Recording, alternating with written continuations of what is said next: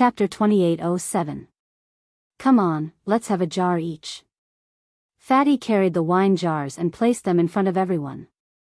Dad, where's mine? Situ Feiyang asked. Uncle, me too. Lu Xiaofei raised his hand. Lu Xiaojia was also eager to join in. Why are all of you kids drinking? Go down and get some juice for yourselves. Fatso said. Dad, you're discriminating against us.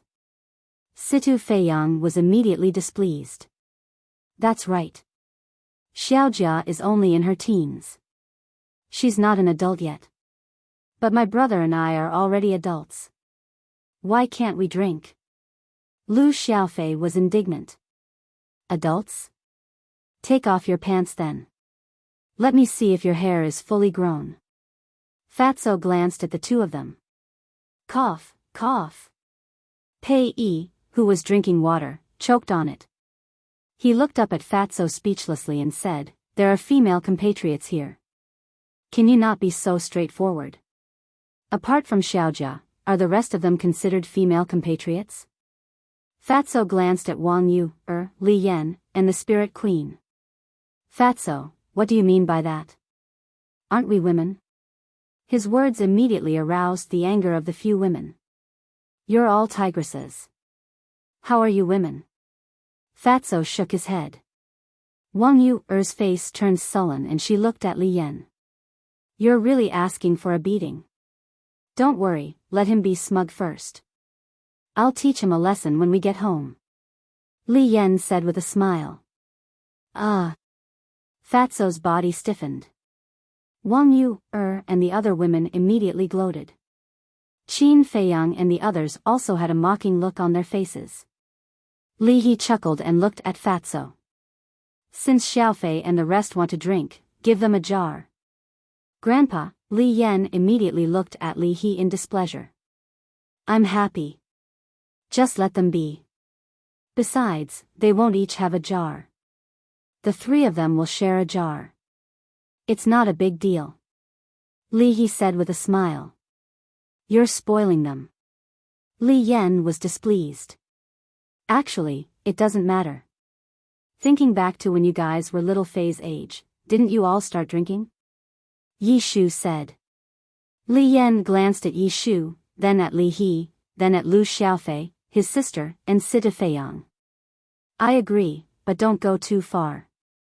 Thanks, Mom. Thank you, Aunt. The three of them laughed joyfully. Lu Xiaofei immediately ran over with a jar and said, Brother, come and ask if it smells good. Situ Feiyang leaned forward, his face instantly filled with intoxication, and said, This wine should only exist in the heavens.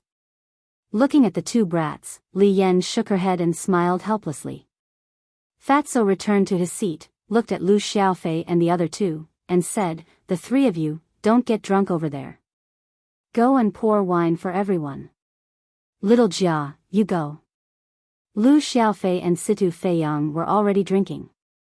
This smell was simply too delicious. Lu Xiaojia shook her head helplessly. She stood up and poured wine for everyone. She appeared natural and unrestrained, sensible, and obedient. It's good to have a daughter. Li Yan looked at Lu Xiaojia, her face full of affection. Then you and Fatso can have another child. White-Eyed Wolf said. One child is already so troublesome. How can I be in the mood to have another child? Li Yan shook her head. What's so troublesome? If you can't take care of him, Grandpa will help you. Li He looked at Li Yan and said. Obviously, he had this thought long ago. You? Li Yan glanced at Li He, shook her head, and said, Forget it. I don't know what will happen if you bring him up. Why do I feel that you're disdainful of him? Li He was displeased. I'm not disdainful. I'm just being close to him. You old people spoil the children too much. Especially you. You're 2 generations away. If you bring him up, won't you spoil him to the heavens? Li Yan shook her head. Li He smiled bitterly. If this was not disdain, what was it? After Lu Xiaojia returned to her seat, Fatso held a wine glass, stood up, and said with a smile, "First of all, let's toast to welcome boss and brother Wolf back." At that moment, everyone held up their wine glasses, stood up, smiled at Qin Feiyang, and drank the wine in their glasses. "Thank you." Qin Feiyang stood up with a smile, held his wine glass, and drank it in one gulp. "Why don't you be so polite?" White-eyed Wolf directly held a wine jar, drinking as he said. "This is not polite. It's a welcoming ceremony." After Fatso finished speaking, he poured another glass, looked at Qin Feiyang, and said, "Boss, I want to toast you alone." "Thank you." "Why are you thanking me?" Qin Feiyang smiled slightly. "If it weren't for you, I, Fatso, wouldn't have achieved what I have today. It's even possible that I would have died in Black Bear City a long time ago, and there wouldn't even be anyone to collect my body. It's also you who fearlessly took me to Yunzhou to avenge my family. There were countless nights that I had been thinking, if I hadn't met you in this life, what would have happened to me? Without a doubt. Even if I had a blood feud, I could only endure it silently. Even if I worked hard, would only be like a dead dog, struggling at death's door for the rest of my life. Not to mention, marrying such a beautiful wife, and now the status and power that others can't pursue in their lives. Really. The person I'm most grateful to in my life is you. As long as you say the word, tell me to die, and I won't hesitate." After Fatso finished speaking, he raised his head and drank it in one gulp. Qin Feiyang smiled slightly, and also silently drank the wine in his glass. "The second glass is also to you. To say something pretentious, boss, you're also my idol. You're responsible, I admire you, I worship you. If I were a woman, would definitely rely on you."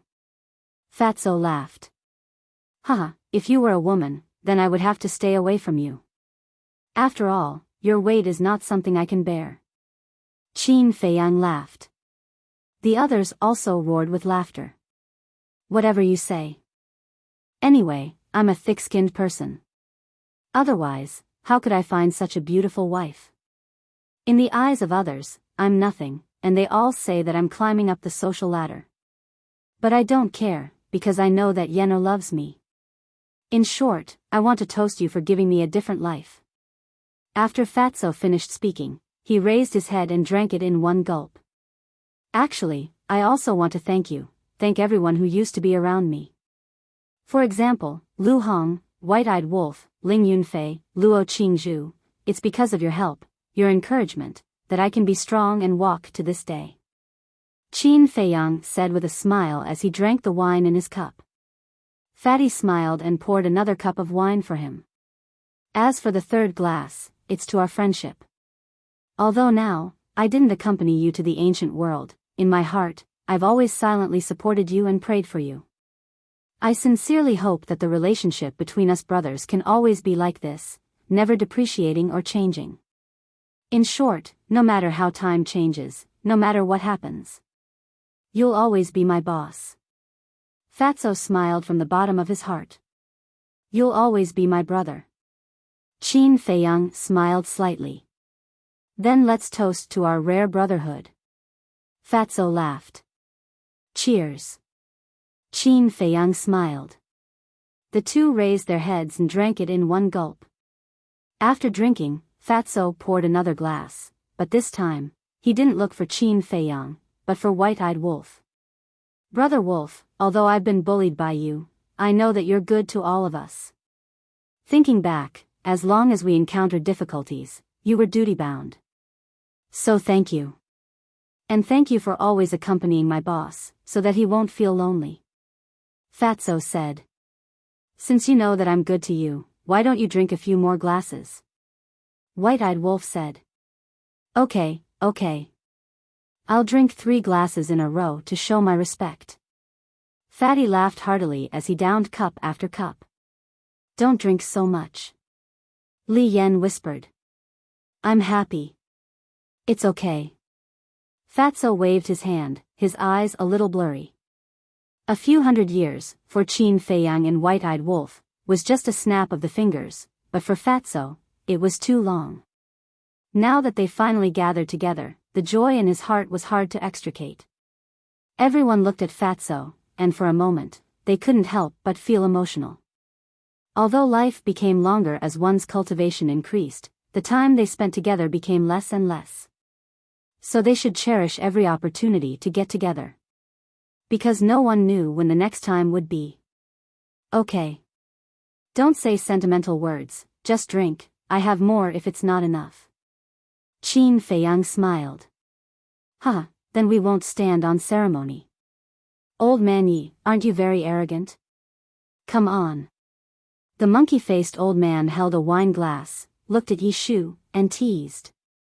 Don't worry, you'll definitely go back tonight. Yi Shu glanced at him, then looked at Qin Feiyang and said, Feiyang, I'd like to toast you too. Thank you for taking care of Miss and Rushwang all these years. It's what I should do. Qin Feiyang smiled. There's no such thing as should, only willing.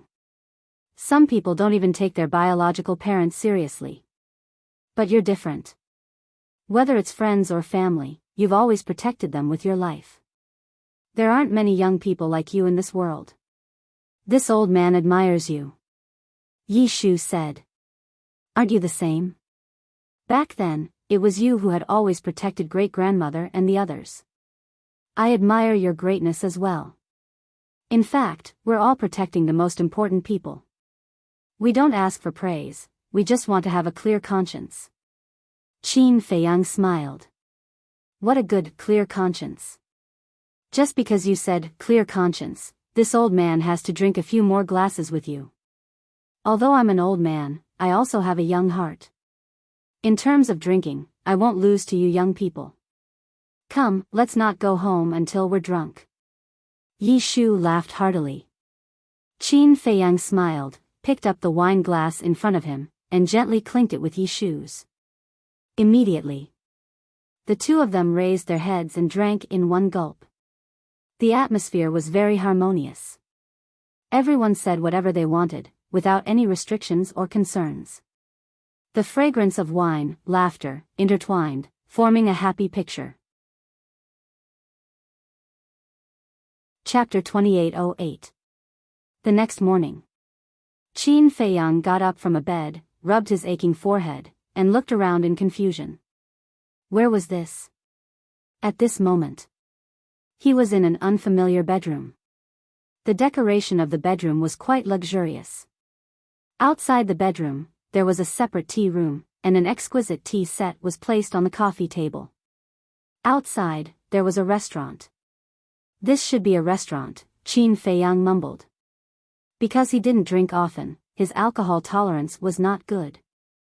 In addition, everyone agreed in advance that he couldn't use divine power to refine the alcohol. So in the end, he was completely unconscious last night. He didn't know what happened next. He didn't know how he came to this room. I wonder how everyone is doing now. Qin Feiyang mumbled and shook his head hard. There was still a strong smell of alcohol on his body. Wait.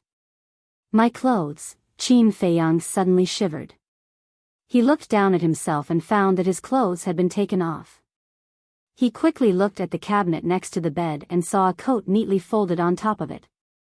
Qin Feiyang grabbed it and sniffed it. There was a refreshing smell. Was this washed? Who washed it? Who was it that sent him here last night? Qin Feiyang put down the coat. With a head full of doubts, he got out of bed, walked to the bathroom in the corner, and took a cold shower. He suddenly became much more energetic. Although the wine is good, I can't drink too much. After putting on his clothes, Qin Feiyang went straight to the tea room and habitually made a pot of tea. The rich tea fragrance gradually covered the smell of alcohol in the room. Drinking tea is still the most comfortable. He held the teacup and drank a few mouthfuls in succession. He suddenly felt very comfortable. Then, he recalled what happened last night. Everyone drank a cup, especially Yi Shu, the monkey-faced old man, and the old man with the aquiline nose. They were originally wine lovers. In addition, the immortal intoxication was a peerless divine brew. Naturally, they couldn't help drinking. It seemed that in the end, they were all very drunk. But he really couldn't remember what happened next. Dong! Suddenly, there was a knock on the door. Qin Feiyang was slightly stunned. He looked up at the door and said, "Come in." The door was pushed open. Fatso staggered in and looked at Qin Feiyang. He chuckled and said, "You're awake." "Yes." Qin Feiyang nodded. "Such fragrant tea." Fatso's eyes lit up when he smelled the tea leaves. He quickly ran to the tea table and sat across from Qin Feiyang. He picked up the teapot and poured a cup of tea, tasting it carefully. "Not bad, not bad. This tea is the best of the best." A short while later, Fatso nodded repeatedly. "I say, not only are you good at drinking, you're also good at tasting tea. You, a scholar who has been away for 3 days, must be looked at with new eyes." Qin Feiyang said with a smile. "There's no other way. Now that I'm managing the trading pavilion, drinking and tasting tea is my daily life." Fatso shook his head. Qin Feiyang laughed. "Such a comfortable life, no wonder you've gained so much weight. If you say I'm fat again, I'll fall out with you." Fatso glared at Qin Feiyang. "You're fat to begin with. Can't you let others say that?" Qin Feiyang was speechless. "Ignorant. Have you heard of a saying? Every fatso is a potential stock, just like me." Fatso said. "Shameless." Qin Feiyang rolled his eyes at him and asked, "Where is this? Who sent me here last night?" "Still at the Longphone Pavilion. Everyone drank too much last night, so they all slept at the Longphone Pavilion. I just got up too." "As for who sent you here," Fatso said with a sneaky smile, "I'll tell you secretly. It's a woman." "Woman?" Qin Feiyang was stunned. It seemed that there were only a few women last night. Xiao Jia definitely did not count. She was just a little girl. Li Yan was definitely not included. "Then, that left," Fatso said, "don't think about it. The person who sent you here is Wang Yu, Her?" Qin Feiyang was stunned. "How was it? A man and a woman were alone in a room. Did anything happen?" Fatso smiled slyly. "Alone in a room?" Qin Feiyang was stunned. "That's right. After Wang Yu sent you in, it was almost an hour before she came out. An hour can do a lot of things." Fatso said meaningfully. "Get lost. It wasn't easy for me to end things with her. Don't kick up a fuss for me all day." Qin Feiyang glared at him angrily. "I didn't kick up a fuss. At that time, she was also a little drunk. Think about it. A man and a woman alone in a drunken state. They even stayed together for an hour. Who would believe that they didn't do anything else?" Fatso said. Hearing Fatso's words, Qin Feiyang's expression stiffened slightly. "Did something happen? Qin Dage, don't listen to his nonsense. You didn't do anything last night." Suddenly, Fire Lotus's voice rang in Qin Feiyang's mind. Qin Feiyang was slightly stunned and quickly asked, "How did you know?" "I was in the castle and could hear the sounds outside. At that time, Wang Yu, just said a lot to you." Fire Lotus said. "What did she say?" Qin Feiyang was suspicious. "Nothing more than some words between a man and a woman. But the last words she said before she left made me very concerned." Fire Lotus said. "What words?" Qin Feiyang secretly asked. "She said that she was leaving, and she might leave forever. When she said goodbye to you, she also said, 'See you never again.'"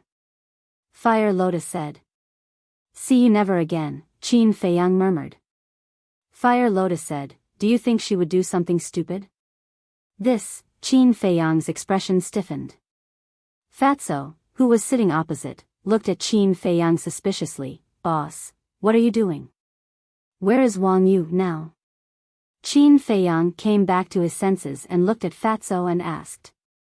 She returned to the main tower last night. Fatso said. Qin Feiyang said, go to the main tower immediately. Why? Don't tell me you really have something to do. Boss, I was just joking just now, don't really get drunk, and do that. Fatso stared at Qin Feiyang in shock. Why are you talking so much nonsense? Hurry up and go. Qin Feiyang said angrily. Okay, I'll go now. Fatso shrunk his neck, hurriedly got up, opened a teleportation door, and ran in.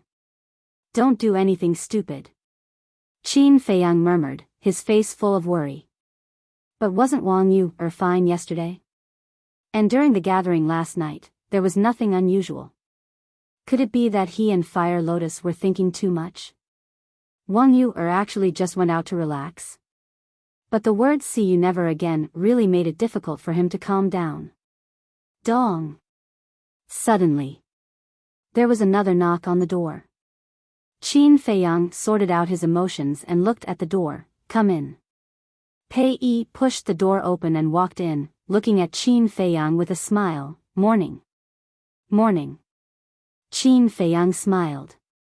Pei Yi walked opposite Qin Feiyang, looked at the teacup left behind by Fatso on the table, and asked, did someone come by just now? Fatso came by. Qin Feiyang smiled, washed a teacup, and poured Pei Yi a cup of tea. Thank you. Pei Yi smiled, took the teacup, and took a whiff of it. He couldn't help but praise, this tea is great. It's all right. Qin Feiyang nodded, a little distracted. After drinking the tea in the cup, Pei Yi was instantly energized, but when he looked at Qin Feiyang again, he couldn't help but be slightly stunned. Something on your mind? Pei Yi put down the teacup and asked with a smile. Yes. Qin Feiyang nodded, hesitated for a while, and finally told Pei Yi about it. See you never again. Hearing this, Pei Yi couldn't help but frown. Qin Feiyang asked, do you think she'll really do something stupid? I think, after pondering for a while, Pei Yi looked up at Qin Feiyang and said with a smile, I don't think so. Are you sure? Qin Feiyang asked. I know Wang Yu, she's not such a fragile woman. She might just want to completely let go of the past and welcome a new future. As for seeing you never again, I think she should be planning to stay outside for a long time.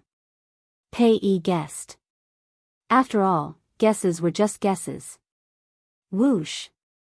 At this moment, Fatso returned. How was it? Qin Feiyang asked. She really left. Fatso said. At this moment, Gongsun Bei also walked in, looked at Qin Feiyang and the other two, and asked with a smile, who left? This, Fatso was a little hesitant. What are you hiding from me? Gongsun Bei was curious. There's nothing to hide from you. It's Wang Yu, Fatso shook his head. You, Gongsun Bei was stunned and hurriedly asked, she left? Where did she go? I don't know. I went to the chief pagoda to look for her, but I only saw her parents. I heard from her parents that Wang Yu, left alone before dawn. She said she wanted to go out for a walk and see the outside world. Fatso said. That's it? It's a good thing to go out for a walk. Why are you so nervous? Gongsun Bei was speechless. But the problem is, her parents said that she has to step down as the chief of the law enforcement hall. Fatso said. What? Gongsun Bei looked at Fatso, his face full of shock. That's what her parents said. Fatso said. Gongsun Bei frowned and said, why don't I know about it? You're the chief pagoda master and she's your subordinate. If you don't know, how would I know? Fatso was speechless. Isn't this nonsense? She just needs to go out for a walk. What's the point of stepping down as the chief pagoda master? Gongsun Bei said angrily. I don't think her ambition lies in this. Qin Feiyang said. Actually, I know that she doesn't like managing the chief pagoda, but for such an important matter, she should at least inform me in advance. Gong Sunbei rubbed his forehead. Qin Feiyang smiled faintly and said, as long as she's happy, it's fine. When she's happy, I have a headache. You all know the importance of the law enforcement hall in the chief pagoda. Who should I find to replace such an important position? Gong Sunbei had a headache. That's your problem. Fatso chuckled. The law enforcement hall was indeed important. Because it was an existence that maintained order. As the chief of the law enforcement hall, one naturally had to have extraordinary ability. The most important thing was that one couldn't be selfish and had to trust someone. Where could one find such a person in a short time? Chapter 2809. Qin Feiyang glanced at Gong Sunbei, then looked at Fatso and asked, are you sure she's fine? She's fine. Wang Yu also expected that we would go to her, so she asked her parents to tell us that she has really let go and won't do anything stupid. Don't worry. Fatso waved his hand. That's good. Qin Feiyang finally heaved a sigh of relief. It seemed that Wang Yu had also helped him wash his clothes. He drank too much last night and inevitably got wine on his body, so she helped him wash it. What a meticulous woman.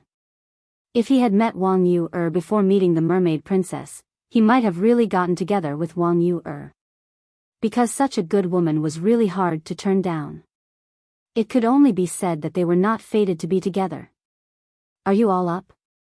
Come down for breakfast if you're up. Li Yan's voice sounded in the hall below. Let's go then. Let's go for breakfast. Fatso called out and turned to run outside. Pei Yi chuckled and followed him out. Qin Feiyang finished the last sip of tea and walked to Gong Sunbei. He smiled and said, Brother Gongsun, what's there to think about?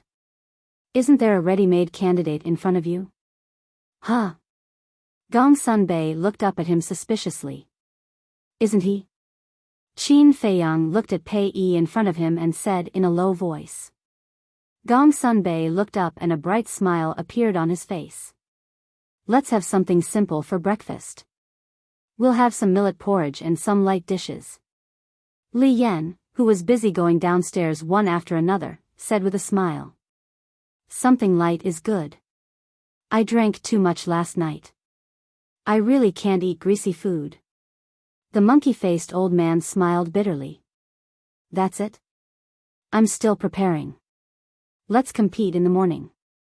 Yishu walked down and looked at the monkey-faced old man with a smile. Fine. I admit defeat. The monkey-faced old man waved his hand. Look at you. You're all so old. Why are you still so childish? The hook-nosed old man shook his head and came to the main hall. It's true that you're old, but your mentality must be young. But then again, the strength of the celestial immortal intoxication is truly terrifying. Even old men like us, who have experienced hundreds of battles, ended up drunk to the point of unconsciousness. Yi Shu shook his head. It's not that the strength of the immortal wine is terrifying, it's that you guys drank too much. You guys finished all the dozens of jars, it would be strange if you guys didn't get drunk. Li Yan came out with a few dishes. She was wearing an apron and looked very virtuous. You did all this? Yi Shu asked. Yes. Li Yan nodded. Yi Shu said, don't I have a chef in my restaurant? You only need to give an order. Why do you have to do it yourself? It's just breakfast. There's no need to trouble them. Li Yan smiled. Yi Shu smiled. All right, it's still early in the morning. Thank you for your hard work. It's nothing.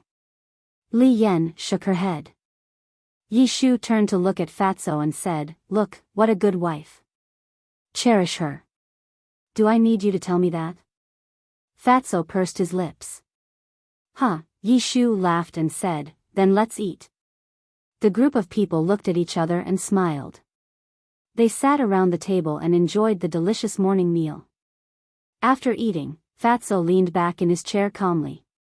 He looked at Qin Feiyang and asked, boss, what are we going to do next? Next, Qin Feiyang pondered for a moment and said with a smile, I came to the Forgotten Continent this time to visit all of you. Now that I've seen how well all of you are doing, should go back and accompany my mother. You should also accompany her. Because the person who has missed you the most all these years is your mother. Fatso nodded. Li Yan asked, when are you going back? Now. Qin Feiyang said. Now? That's too fast. Fatso was stunned. I'm not leaving the great Qin Empire. If there's time in the future, we can meet at any time. Qin Feiyang said. Fatso was slightly stunned and nodded with a smile, that's true. All right then. Qin Feiyang stood up and looked at everyone with a smile, let's meet again another day. We'll send you off. Everyone also stood up. Qin Feiyang glanced at the group of people and nodded, okay. At that moment, Fatso, Pei Yi, and Wang Zicheng each opened a teleportation door. Qin Feiyang and the white-eyed wolf changed their appearances again. Very soon, a group of people descended above the Pill Pagoda Square. The disciples on the square sensed their auras and immediately looked up. Their pupils suddenly shrank. It's this man and dog again. Who are they? Not only did the chief pagoda master and the others personally accompany them, but even the pavilion master and Situ Tianyu are also present. I heard that the Longfeng Pavilion closed for business last night. Could it be that they were entertaining them?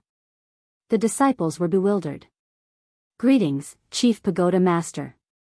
Greetings, Lords. Elder He, who was guarding the altar, also hurriedly stood up and bowed to the group of people. You can go about your business. The monkey-faced old man waved his hand. Yes. Elder He replied respectfully. Then, he looked suspiciously at Qin Feiyang and the white-eyed wolf, turned around, and walked up to the chief pagoda. Pei Yi cupped his hands and smiled, Brother Qin, I'll send you off here. Come visit the great Qin Empire when you're free. Qin Feiyang smiled slightly. I'll definitely go. Pei Yi smiled. Qin Feiyang swept his eyes over them one by one. He wanted to remember all these familiar faces in his heart forever. Go. Yi Shu waved his hand. You're not going to the 9th region with us? The white-eyed wolf asked. No. Later, let Gong Sunbei choose another person to guard the altar in the 9th region. As for me, with the spirit vein and crystal vein, I naturally have to hurry to the land of inheritance to cultivate in seclusion. Yi Shu smiled. You're the only one who's anxious. The white-eyed wolf despised him. Yi Shu's face darkened. He said impatiently, cut the crap and get lost. You're burning the bridge after crossing it. How heartless. The white-eyed wolf shook his head and sighed. Seeing this, everyone burst into laughter. Then I'll take my leave. Qin Feiyang also shook his head and smiled.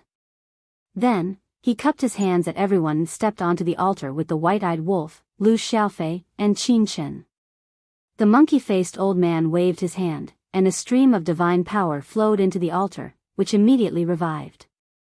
Wait. Suddenly, Qin Feiyang seemed to have thought of something and looked at Situ Feiyang. Situ Feiyang chuckled and said, Uncle, you won't miss me, right? Don't be like this, I'll be shy. The corner of Qin Feiyang's mouth twitched. He looked at Fatso and Li Yan and said, give this kid to me. Give him to you for what? Li Yan was suspicious. Your woman is really stupid. Since boss said that, he must want to cultivate this brat. This is great news. Fatso glared at Li Yan, looked at Qin Feiyang, and waved his hand, just take him away.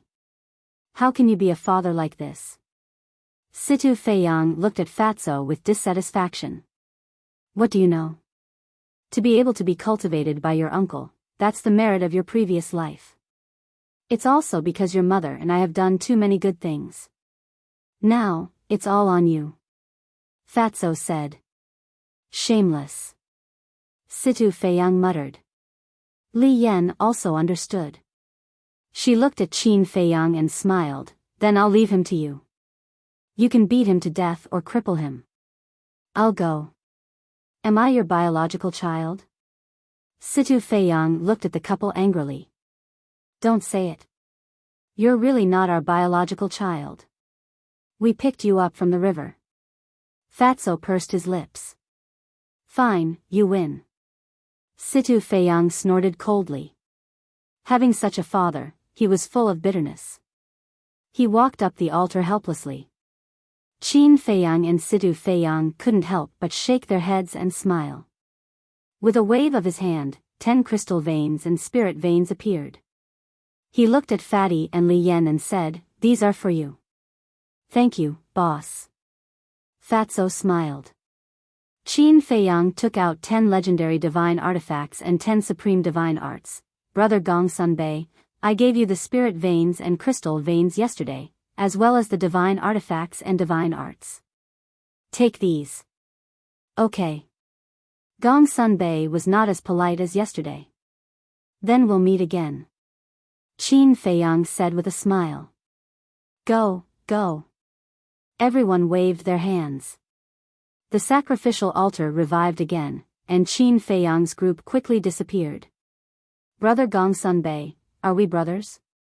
The fatty retracted his gaze and looked at the 10 divine weapons and the 10 divine arts with shifty eyes. Then, he moved closer to Gong Sunbei and grinned. Cut it out. How could Gong Sunbei not know him? He put away the divine artifacts and divine arts immediately. Stingy. Fatso looked at Gong Sunbei with disdain and said, "Wife, let's go." Li Yan shook her head and smiled. She turned to Li He and said, "Grandpa, Tianyu and I will go to the trading pavilion. You take these spirit veins and crystal veins back and put them away." "Okay." Li He nodded.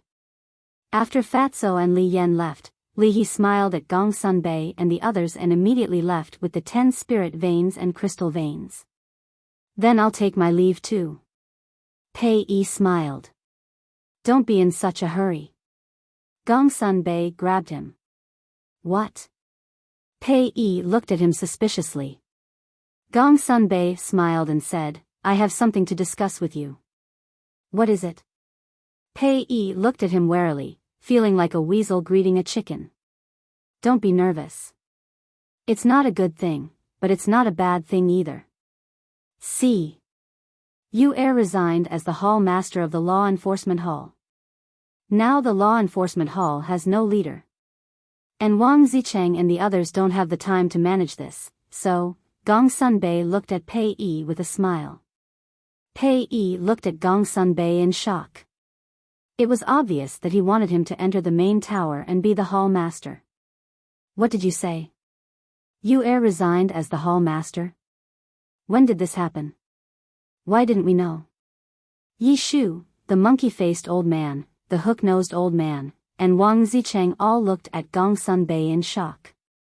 Qin Feiyang, Gong Sunbei, and Fatso didn't mention this at the dinner table, so everyone was still in the dark. "I'll explain it to you later." Gong Sunbei looked at everyone and comforted them.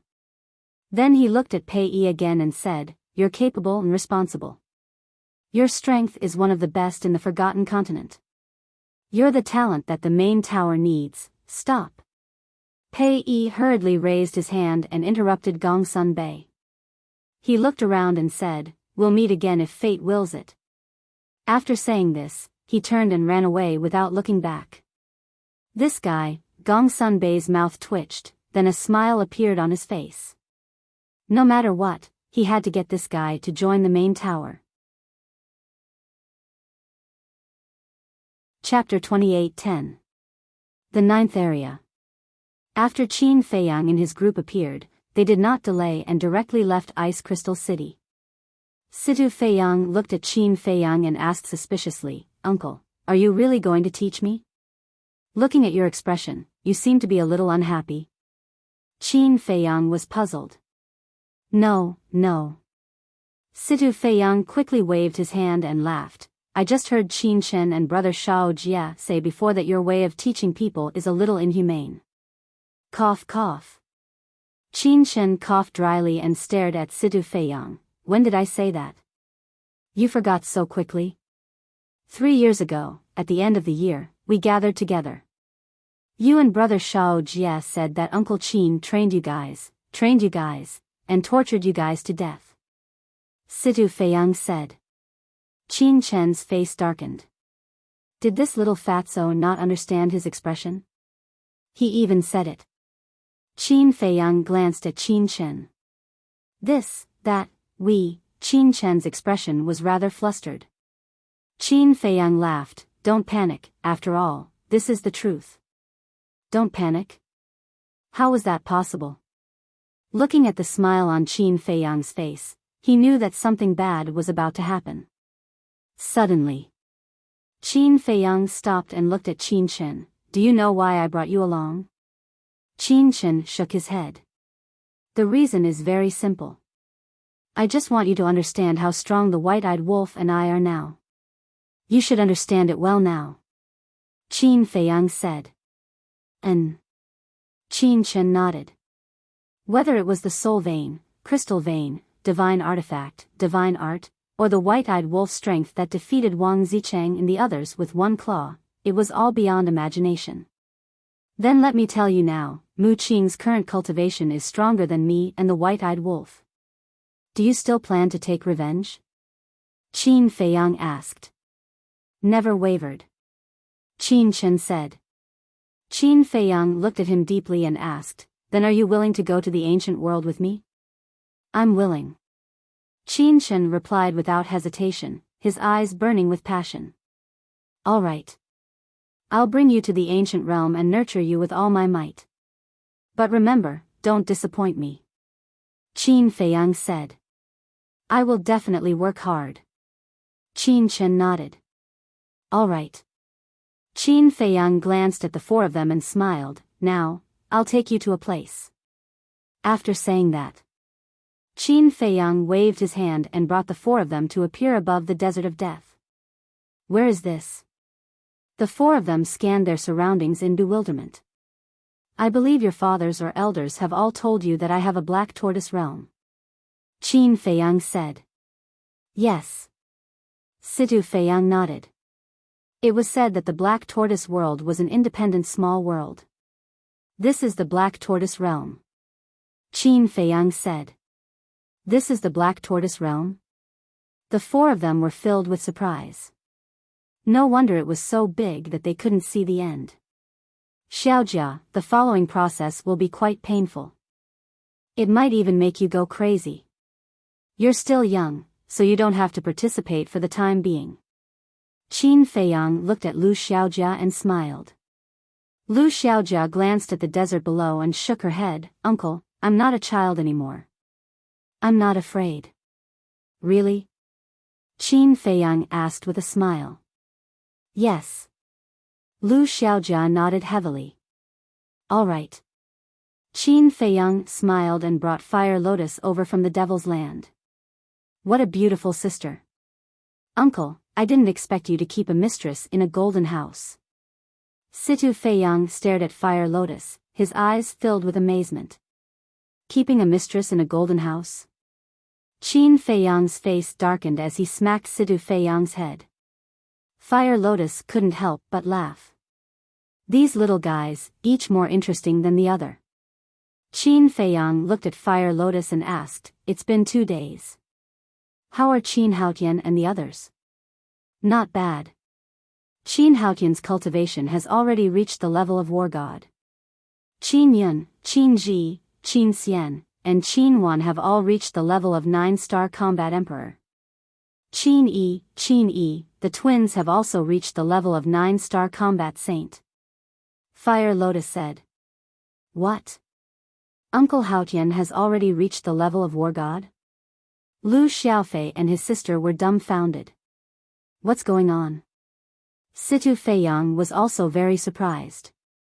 Of course, he knew Qin Haotian and the others. He had even met them before the new year, so he knew their cultivation. But how did they become war gods and combat emperors in the blink of an eye? Even Qin Yi and Qin Yi, the two little guys, had already broken through to the level of 9-star combat saint. This speed was too freakish, wasn't it? However, Qin Feiyang frowned and said, "It's been 2 days, but they've only grown so little. It seems a bit slow. 1 day was 1,000 years. 2 days was 2,000 years. And there were so many pills and resources. 2,000 years was enough to cultivate a monarch god. Slow." Qin Shen and the others heard this and the corners of their mouths twitched. If this was slow, then what was fast? "I slowed them down on purpose," Fire Lotus said with a smile. "Why?" Qin Feiyang was suspicious. "They're still young. I'm afraid that if they break through too quickly, their mental state will be unstable. So every time they break through a level, I will let them leave the Devil's Land and go out to explore. Otherwise, Qin Haotian would have already become a monarch god." Fire Lotus said. "So it's like that." Qin Feiyang nodded and said with a smile, "I really didn't think about this problem. You're different from me. I'm the palace master of 9 Heaven Palace. I know how to teach people how to cultivate. Although we've given them the best cultivation environment and resources, they still have to fight steadily." Fire Lotus said. "All right."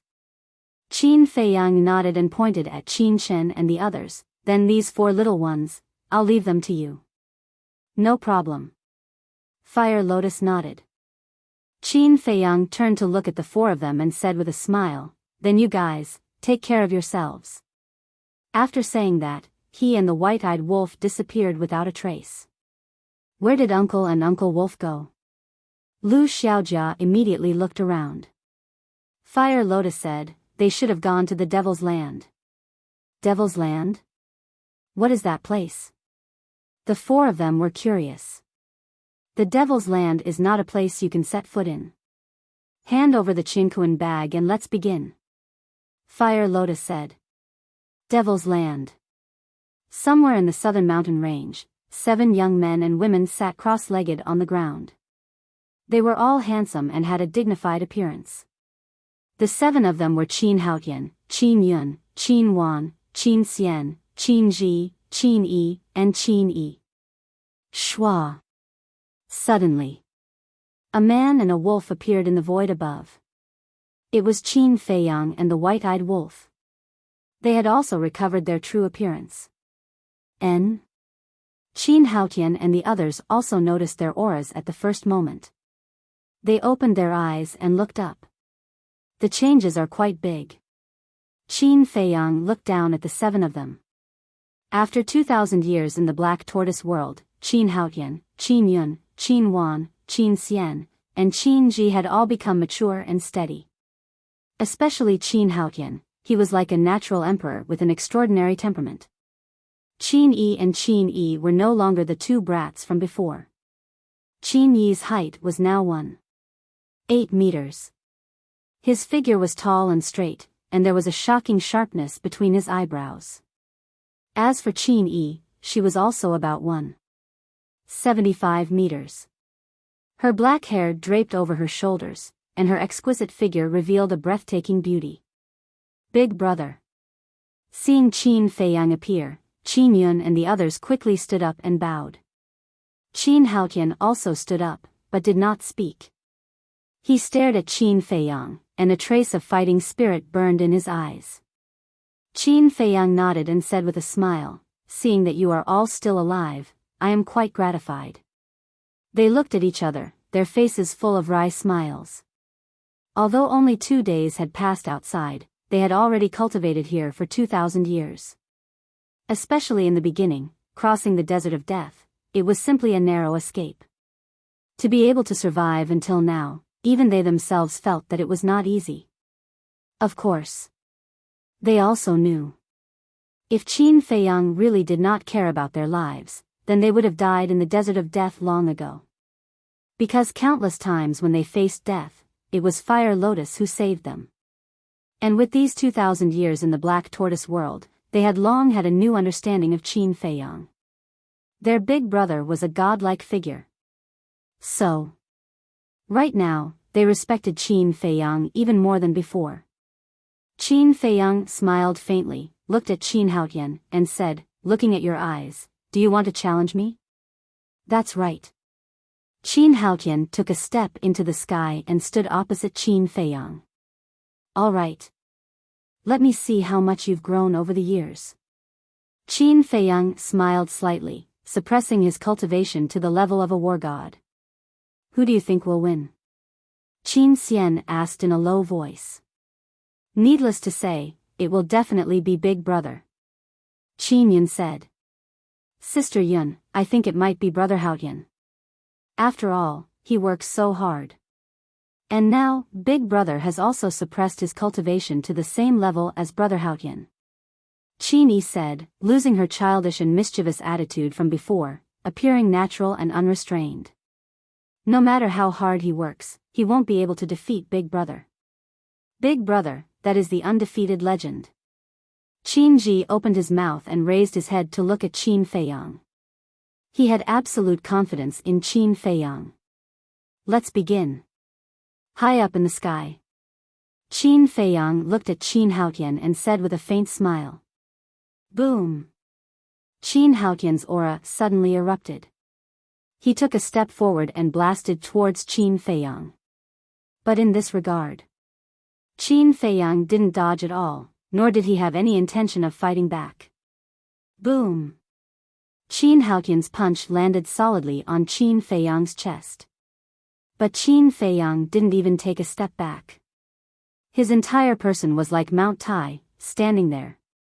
Qin Feiyang said indifferently, "Are you tickling me?" Qin Haotian was stunned. What was going on? Didn't he already suppress his cultivation to the same level? Why couldn't he cause any damage to the other party with his full strength? What a naive kid. White-eyed Wolf shook his head.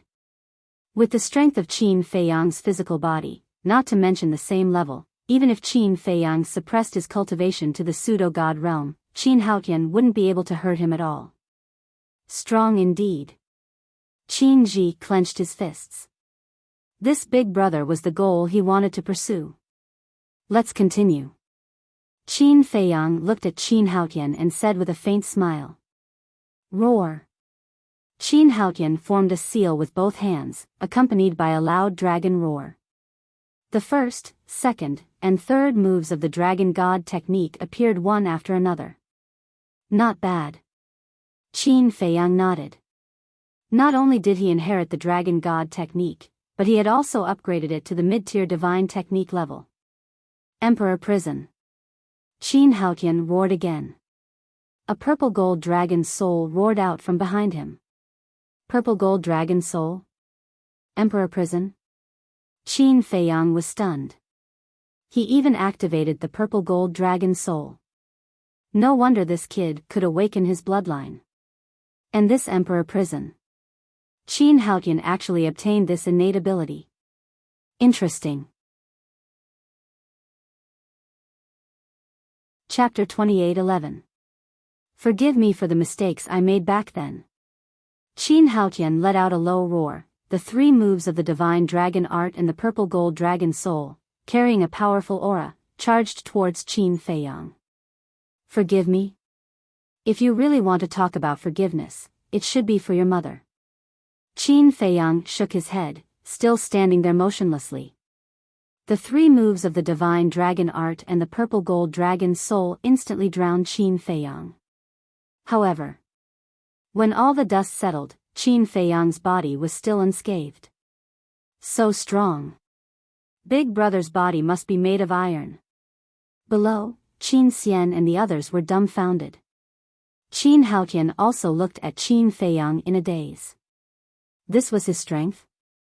Even if he suppressed his cultivation, even if he stood there motionless, he couldn't hurt him at all? Roar. Suddenly, accompanied by a series of ear-splitting dragon roars, the three moves of the divine dragon art appeared once again. But this was not Qin Haotian's divine dragon art, but Qin Feiyang's divine dragon art. A terrifying dragon's might spread in all directions. This is also the divine dragon art. Brother Haotian's divine dragon art is not on the same level as Big Brother's divine dragon art. Under the envelopment of the dragon's might, Qin Xian and the others all felt a great pressure, feeling as if they were ants. Qin Haotian's mind also trembled. They were both divine dragon art, but the other party's divine dragon art was actually so much stronger. Supreme divine dragon art, experience it. Qin Feiyang said indifferently, and the 3 moves of the divine dragon art fell with a loud bang. Qin Haotian immediately felt the aura of death. Facing Qin Feiyang's divine dragon art, he actually didn't even have the courage to fight back. Just as the 3 divine arts were about to drown Qin Haotian, they suddenly stopped above Qin Haotian's head. The divine might enveloped Jiang Haotian, causing his heart to panic and feel helpless. Qin Feiyang said indifferently, "Now you understand the gap between us." Qin Haotian raised his head and looked at Qin Feiyang. After a long time, he slowly lowered his head and sighed. No matter how hard he tried, it was impossible for him to defeat his elder brother. This was the gap between them that could not be crossed. Don't be discouraged. One day, maybe you can. Qin Feiyang smiled faintly and waved his hand. The 3 styles of the dragon god technique disappeared. I didn't expect it to be so easy. Qin Xian shook his head. I've said it before. Big Brother is an invincible legend. Qin Ji raised his head and looked at Qin Feiyang, his eyes blazing. I finally understand why all the civil and military officials in the imperial court and everyone in the imperial palace are so respectful of Big Brother. Although he is not an emperor, he is the true emperor in everyone's hearts. As long as he exists, Great Qin will exist. Qin Yun and the others also had looks of admiration on their faces. They were proud to have such a big brother.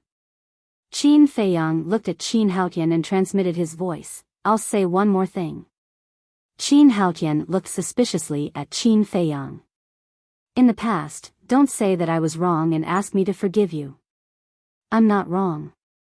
The one who should be forgiven is you. Because it was your mother who did not abide by the virtues of a wife, betrayed your father, and betrayed the Qin bloodline. You should know this in your heart. All these years, no one mentioned this matter because they were considering your feelings and didn't want you to bear too much." Qin Feiyang thought. Qin Haotian clenched his hands and his face became a little twisted. "You've grown up and are no longer the little brat back then. You should learn to face it bravely. Likewise. You should learn to let it go. Otherwise, your state of mind will be affected sooner or later. I don't need to tell you how important the state of mind is to a cultivator. If your state of mind is affected, it will be difficult to even catch up to me, let alone surpass me." Qin Feiyang transmitted his voice. Qin Haotian said in a deep voice, "Even if she was wrong, she is still my birth mother. I can understand. But what happened in the past has become a fact. No one can erase it. You can only try to forget and let it go." Qin Feiyang thought.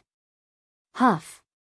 Qin Haotian took a deep breath and looked at Qin Feiyang, coldly snorting, "Don't be too proud. I will continue to work hard and defeat you sooner or later. I'll say the same thing again. I'm looking forward to it." Qin Feiyang smiled faintly. "Big Brother, you're really amazing. Can you teach us cultivation personally?" Qin Yi ran up and hugged Qin Feiyang's arm, giggling. "I'll teach you." Qin Feiyang shook his head and smiled, saying, "In this aspect, I'm really not as good as Fire Lotus." "Stingy. I think you think we're troublesome." Qin Yi pouted. "It's indeed troublesome." Qin Feiyang chuckled. "Big Brother," Qin Yi stomped her feet in anger. "Huh," Qin Feiyang laughed heartily. He looked at the group of people and said, "Your cultivation ends here."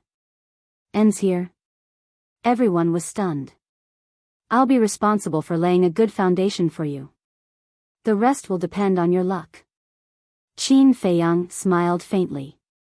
Qin Xian frowned. "Big Brother, are you chasing us out?" "You can say that." In short, you can't rely on me too much. After all, I'll leave sooner or later. Let's talk about it later. Your current cultivation is enough to establish a foothold in Great Qin and Forgotten Continent. Qin Feiyang laughed. Don't, big brother. It wasn't easy for us to pass Sister Fire Lotus's test and come to the Devil's Land. Just let us stay for a few more days. At least wait for us to break through to the War God realm. Qin Yi hurriedly opened his mouth, his eyes full of pleading. Qin Yi, Qin Xian, Qin Yun, Qin Ji, and Qin Wan were the same. Initially, in the Desert of Death, they really wanted to escape. But now, they had already fallen in love with this place. Not for anything else, but for the cultivation environment and resources here. For example, this time formation. 1,000 years in a day. If it was in the past, this was something they wouldn't even dare to think about. Not to mention Qin Xian and the others, even Qin Haotian was reluctant to leave now. Qin Feiyang looked at the few of them, smiled helplessly, and nodded, "All right, I'll give you 2 more days." "Thank you, big brother." The few of them were wild with joy. Qin Haotian was also secretly delighted. 2 days of time was completely enough for him to break through to the Divine Lord realm. Divine Lord, in the entire Great Qin and Forgotten Continent, only Yuan Bo and the Snow Python were at this level. At that time, he would be the 3rd person. Young Master. Suddenly, along with a shout, Dan Wangkai hurriedly ran over. Qin Feiyang looked at Dan Wangkai, and waved to Qin Haotian and the others, "You guys go and cultivate first." The few of them nodded, looked at Dan Wangkai suspiciously, and flew down. "Look at how anxious you are. Did something happen?" Qin Feiyang looked at Dan Wangkai and asked. Dan Wangkai lowered his head and looked at Qin Feiyang and the others, then pulled Qin Feiyang to the other side and said in a low voice, "Young Master, do you still remember the disaster crossing Heavenly Pill?" "What is the disaster crossing Heavenly Pill?" The one who spoke was the white-eyed wolf. Dan Wangkai was so mysterious, of course it would be interested, so it followed him. Dan Wangkai said, "Brother Wolf, just listen, you'll understand later." Qin Feiyang pondered for a moment, then asked, "Are you talking about the disaster crossing Heavenly Pill recorded in the Pill scripture?" "Yes." Dan Wangkai nodded. Qin Feiyang laughed and asked, "Then how is your research going?" "According to my research, I came to a conclusion that this disaster crossing Heavenly Pill has the ability to break all curses." Dan Wangkai said excitedly. "The ability to break all curses?" Qin Feiyang was stunned. "Yes." Dan Wangkai took out a jade box from his arms and handed it to Qin Feiyang. Qin Feiyang opened the jade box and looked inside. Surprisingly, there were 3 dazzling golden pills inside. There were also 3 dragon-shaped pill chi lingering around them. "This is the disaster crossing Heavenly Pill?" Qin Feiyang was surprised. "Yes. When I went to the medicine field to check, I found that there were ready-made medicinal herbs, so I refined 3 pills." Dan Wangkai nodded. Qin Feiyang looked at the 3 pills curiously. "A pill to break the curse? What was the use of this?" Dan Wangkai said, "Young Master, isn't the snow python cursed?" "Yes." Qin Feiyang patted his head. Dan Wangkai said, "I want to see if this disaster crossing Heavenly Pill is useful or not." "Break the curse," Qin Feiyang muttered. "In that case, could the curse on Yuanbo's body also be broken?" Immediately, Qin Feiyang realized the importance of the disaster crossing Heavenly Pill, and said, let's go find the snow python now." Qin Feiyang waved his hand and left the Black Tortoise realm with the white-eyed wolf and Dan Wangkai, immediately rushing to the glacier forest. With their speed, they could cross the 9 regions in a dozen breaths, so there was no need to open a portal or something like that. Beside the frozen lake, Dong Zhengyang sat on the snow. The snow python had become half a meter long, and half of its body was lying on Dong Zhengyang's lap. It looked extremely harmonious. The white-eyed wolf joked, I haven't seen you for hundreds of years, and you're just like this? Dong Zhengyang and the snow python were stunned. They raised their heads and looked at the white-eyed wolf, speechless. Then what do you think we should do? Do you need me to remind you? Of course, let the snow python transform into a human form and find a place to do something that a man no woman should do. The white-eyed wolf said. Dong Zhengyang immediately smiled bitterly. This wolf cub was getting more and more improper. Cut the crap. Qin Feiyang landed in front of Dong Zhengyang and the snow python, looked at the snow python, and then looked at Dong Zhengyang, and said, I might be able to break the curse on her body. Dong Zhengyang was stunned, and then suddenly stood up and asked in surprise, What did you say? Qin Feiyang said, I said, I might be able to break her curse. Can break the curse, Dong Zhengyang muttered, and suddenly came back to his senses. He stared at Qin Feiyang and asked, Really? The snow python also stared at Qin Feiyang in surprise. Breaking this curse was what she had been longing for and looking forward to. It could be imagined. Now that she heard Qin Feiyang's words, she was nervous and expectant. Qin Feiyang hesitated, I just said. Maybe. No need to explain, Dong Zhengyang waved his hand and said, Even if there is only a little hope, I want to give it a try. All right. Qin Feiyang opened the jade box in his hand, took out a crossing disaster heavenly pill, and handed it to Dong Zhengyang, saying, This pill is called Crossing Disaster Heavenly Pill, and it was refined by Dan Wankai. It has the effect of breaking all curses, but, speaking of which. Qin Feiyang paused and sighed, You also know that the curse in the snow python's body was, after all, left by a small beast, so I don't have much confidence. Understood. Dong Zhengyang nodded, took the pill without hesitation, turned around and handed it to the snow python's mouth. Chapter 28:12. However, looking at the elixir in front of it, the snow python hesitated. Don't worry. If Qin Feiyang wanted to harm you, he wouldn't use such a trick. Dong Zhengyang laughed. We helped you out of kindness, but you still suspect us? The white-eyed wolf raised his eyebrows. No. The snow python quickly shook its head and sighed. I'm not suspecting this elixir. With Qin Feiyang's current strength, it was too easy to kill her. Besides, she knew Qin Feiyang's character. He didn't bother to do anything to the elixir. Then why are you hesitating? Dong Zhengyang was suspicious. The snow python said, I'm afraid it won't work. So that's the case. Dong Zhengyang nodded and laughed. If you don't try it, how do you know it won't work? But what if it doesn't work? The snow python asked. It doesn't matter, because there's still me. I'll keep looking for a way. Dong Zhengyang laughed. The snow python pondered for a while and resolutely took the disaster-crossing heavenly pill. At that moment, everyone stared at the snow python. Especially Qin Feiyang. If this disaster-crossing heavenly pill was really useful, then not only the snow python, but also Uncle Yuan could break the curse. Puff. Suddenly, the snow python's body shook violently, and it spat out a mouthful of blood. What's going on? Dan Wankai was surprised. Was it useless? Don't worry. Qin Feiyang waved his hand and stared at the snow python. Puff. In less than 3 breaths, the snow python spat out another mouthful of blood. Boom. Then, her aura burst out uncontrollably. But this was not the point. The point was that as the aura burst out, her body began to crack.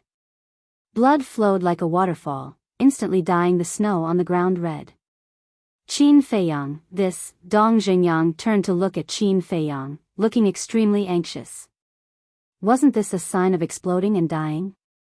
Is it really impossible? Qin Feiyang murmured. Dan Wangkai quickly took out a life divine pellet with 3 dragon-shaped core chi and shouted, "Quick, feed it to her." Dong Jingyang quickly grabbed the divine life pill and threw it into the snow python's mouth. Ding! But at this moment, the snow python's face was filled with pain as it soared into the sky. Its blood was like rain, dyeing the sky red. The next moment, the snow python let out a loud dragon roar. "This is," Dong Jingyang's eyes trembled. "A dragon's roar, it works. It will definitely work." Dan Wangkai also quivered and shouted loudly. Qin Feiyang and the white-eyed wolf looked at each other and then looked at the snow python again. Since the dragon's roar could be heard, it meant that the curse was beginning to dissipate. Boom! About 10 breaths passed. The snow python that was floating in the air suddenly exploded with a loud, muffled sound. It was as if some kind of shackle had been broken. At this moment, a vast and mighty dragon might poured out like a torrent, surging out in all directions with an earth-shattering force. Ding! The dragon's roar became louder and louder. The people of the Sky Tiger tribe and the Wang clan outside the glacier forest all heard the dragon's roar. What's the situation? A divine dragon has been born? It seems to be in the direction of the ice lake. Let's go and take a look. A group of people immediately flew towards the glacier forest. At this moment, Dong Jingyang's eyes were already filled with a layer of mist. Because the snow python was changing at this moment. On its head, 2 dragon horns slowly grew out and the snake scales on its body turned into dragon scales one by one. Its body, which was originally half a meter long, had now become hundreds of feet long. Below its abdomen, 4 white dragon claws gradually emerged. "It really is a white dragon," Dan Wangkai murmured. After more than 10 breaths, the snow python completely disappeared and was replaced by a white dragon that looked incomparably majestic.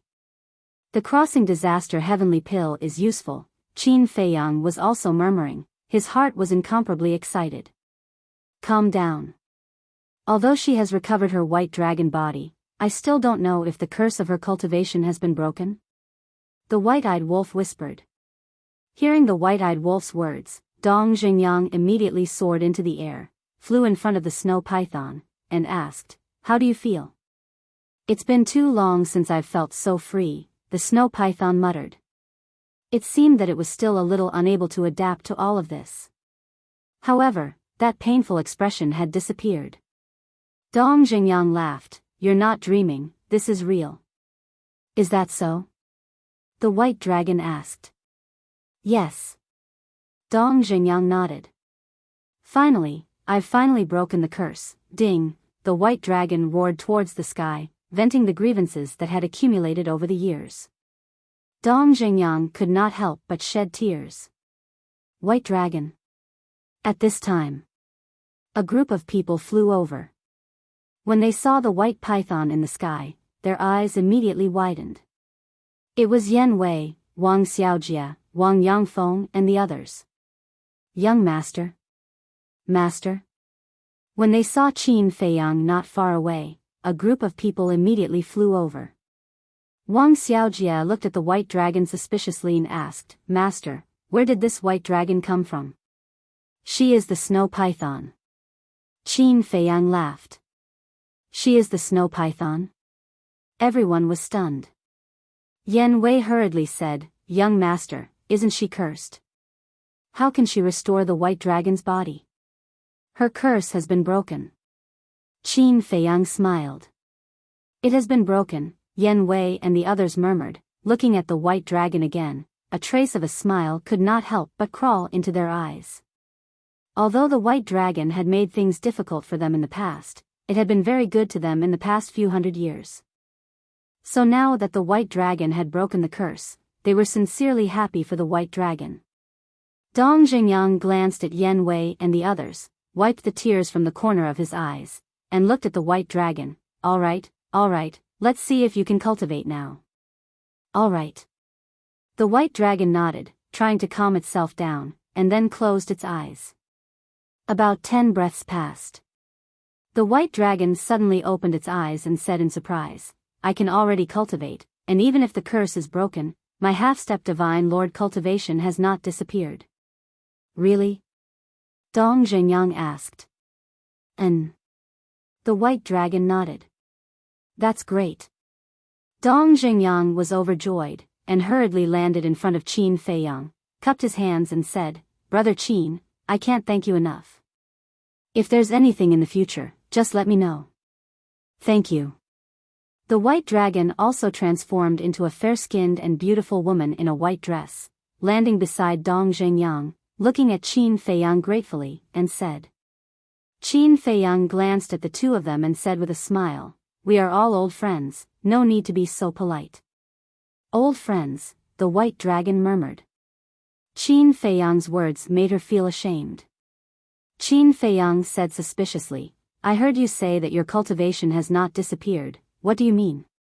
You also know that whether it's me or Qin Yuan, before we became guardians, we were not half-step divine lords. The white dragon said. I know. Back then, Uncle Yuan said that it was the small beast that raised your cultivation to half-step divine lords. Qin Feiyang nodded. So, originally, I thought that after breaking the curse, my cultivation would fall back to its original level. But now, my cultivation has not disappeared. The white dragon said. Is that so? Qin Feiyang suddenly understood and said with a smile, In that case, it seems that it's a blessing in disguise. A blessing in disguise? The white dragon shook its head and sighed, Even if you give me the cultivation of the imperishable realm, I don't want to be haunted by this curse anymore. You won't. Dong Zhengyang grabbed the white dragon's hand and said with a smile. The white dragon nodded, tears flowing down its cheeks again. The white-eyed wolf quivered and turned to Qin Feiyang, urging, Little Qin Zi, what are you waiting for? Hurry back to the great Qin Empire and find Uncle Yuan. Yes, yes, yes. Let's go find Uncle Yuan. Qin Feiyang also came back to his senses. He did not even bother to run to the teleportation altar under the ice lake and directly took out the space-time gate. Clang! With the emergence of divine power, the space-time gate immediately awakened. Qin Feiyang, the white-eyed wolf, and Dan Wangkai immediately ran in. Let's go and take a look. Dong Zhengyang smiled at the white dragon, and then the two entered the space-time gate hand in hand. You all go back too. Yan Wei and Wang Yangfeng instructed their clansmen behind them and rushed into the space-time gate. Of course, Wang Xiaojie would not let go of this opportunity to join in the fun. Imperial Capital. In the sky above a sea area of the Sea of Reincarnation, Qin Feiyang and the others appeared one after another. After putting away the space-time gate, Qin Feiyang immediately released his divine telekinesis in all directions. Now, his divine telekinesis was enough to cover the entire imperial capital, including the Sea of Reincarnation. Soon, he sensed a familiar aura on a small island. Swoosh! Following closely, Qin Feiyang waved his hand, swept everyone up, and rushed to the sky above the small island like lightning. The island was only about a few miles in size, but the island was full of birds and flowers. In the center of the small island, there was an inconspicuous small wooden building. The wooden building was only 2 stories high and looked very old, but it was very clean. In front of the wooden building, there was a round stone table. Around the stone table, there were 4 stone stools, and it looked very simple. A white-haired old man over 50 years old sat at the table, leisurely drinking tea. The old man was dressed very plainly, and there was no aura on his body. He looked like a country bumpkin. However, looking at the old man, whether it was Qin Feiyang, Yan Wei, or the others, they were all full of respect. Uncle Yuan, Qin Feiyang called out softly. Qin Yuan raised his head and looked at Qin Feiyang, as if he was not surprised, and said with a smile, You're here. Qin Feiyang nodded, landed beside the stone table, and directly knelt on the ground. Get up. Qin Yuan got up and helped Qin Feiyang up, and said with a smile, Come, let Uncle Yuan take a good look. After these few hundred years, have there been any changes? Qin Feiyang giggled. Without a doubt, I have become more handsome and charming than before. Perhaps only in front of Qin Yuan would Qin Feiyang reveal such a childish side. Huh, Qin Yuan could not help but laugh, and said, "You stinking brat, you actually became shameless." Hee hee. Qin Feiyang scratched his head. You guys are here too. But I don't have any good wine or dishes to entertain you here. Qin Yuan looked at Dong Zhengyang and the others and said with a smile. Bai Long chuckled and said, homemade dishes are still delicious. Qin Yuan looked at Bai Long in surprise and said, it's rare for these words to come out of your mouth. She's in a good mood now. White-eyed Wolf said. In a good mood? Qin Yuan was slightly stunned, turned to look at Dong Zhengyang, and said with a smile, no wonder she's in a good mood. It turns out that reunion after a long separation is better than being newly married. You damn old man. Bai Long's cheeks turned red, and he could not help but laugh and scold. Chapter 28:13. Uncle Yuan, why aren't you surprised at all to see us back? The white-eyed wolf looked at Qin Yuan suspiciously. What's there to be surprised about? I already knew about it the day you came back. I also know that you're going to meet a lot of old friends, so I didn't disturb you. Qin Yuan chuckled. You knew about it the day you came back? The white-eyed wolf was stunned. Don't forget that I'm the guardian of this continent. Qin Yuan laughed. The white-eyed wolf laughed dryly. Indeed. As the guardian of this continent, as long as Uncle Yuan was willing, as long as there were any signs of trouble, he would be able to know at the first moment. Don't just stand there. Sit down and talk. Qin Yuan said. Bai Long looked at the teapot on the table and said, we're not here to drink tea with you this time. Qin Yuan was stunned. Do you know why I'm so happy? It's because I've broken the curse. Bai Long said. What? Broken the curse? Qin Yuan looked at Bai Long in surprise. Look. Bai Long shook his body and returned to his true form. Looking at Bai Long's current dragon body, Qin Yuan was stunned. It's Qin Feiyang. Qin Feiyang helped me break the curse. Bai Long smiled and turned back into his human form. He continued, and now, I can still cultivate. You can still cultivate. Qin Yuan was stunned. He turned to look at Qin Feiyang and asked, how did you do it? It's a kind of elixir. Qin Feiyang opened the jade box again and took out a disaster-crossing heavenly elixir. This is the disaster-crossing heavenly elixir. It can break all curses. Disaster-crossing heavenly elixir. Qin Yuan took the elixir and said in surprise, 3 dragon-shaped elixir auras? Did you refine this? No, it was refined by Dan Wangkai. Qin Feiyang smiled. You can even refine a pill with 3 dragon-shaped core qi. Looks like you've grown a lot over the years. Qin Yuan looked at Dan Wangkai and praised. Uncle Yuan, you flatter me. Compared to young master, I'm still a little lacking. Dan Wangkai waved his hand. Not bad. Qin Yuan looked at Qin Feiyang and Dan Wangkai and nodded with a smile. Then, he looked down at the disaster-crossing heavenly pill again. Uncle Yuan, quickly take it. Qin Feiyang urged. However, Qin Yuan did not consume the disaster-crossing heavenly pill. The smile on his face slowly disappeared and a trace of worry appeared instead. What is it? Everyone looked at him in confusion. Sigh. Qin Feiyang sighed. He looked at Qin Feiyang and said, Feiyang, you're a fool. Confused? Qin Feiyang was taken aback. Damn old man, what's wrong with you? He came all the way here to deliver the pills. Why are you scolding him? White Dragon frowned. I didn't scold him. I'm very happy that Feiyang thought of me at the first moment. However, have you all thought of a problem? This curse was set by small beast. Now that the curse has been broken, won't it be alarmed? Qin Yuan said. Small beast. Upon hearing Qin Yuan's words, everyone's expression changed. That's right. Why didn't they think of small beast? Qin Feiyang also slapped his head. Because he was too happy and couldn't wait, he completely neglected this point. How is it? White Dragon came back to his senses and immediately looked up at the sky. His white face was full of worry. Don't be afraid. Dong Xingyang comforted, but he was also very nervous in his heart. White Dragon has been breaking the curse for so long, but I don't see small beast appearing. I think it might not have noticed it. Dan Wangkai looked at the sky and frowned.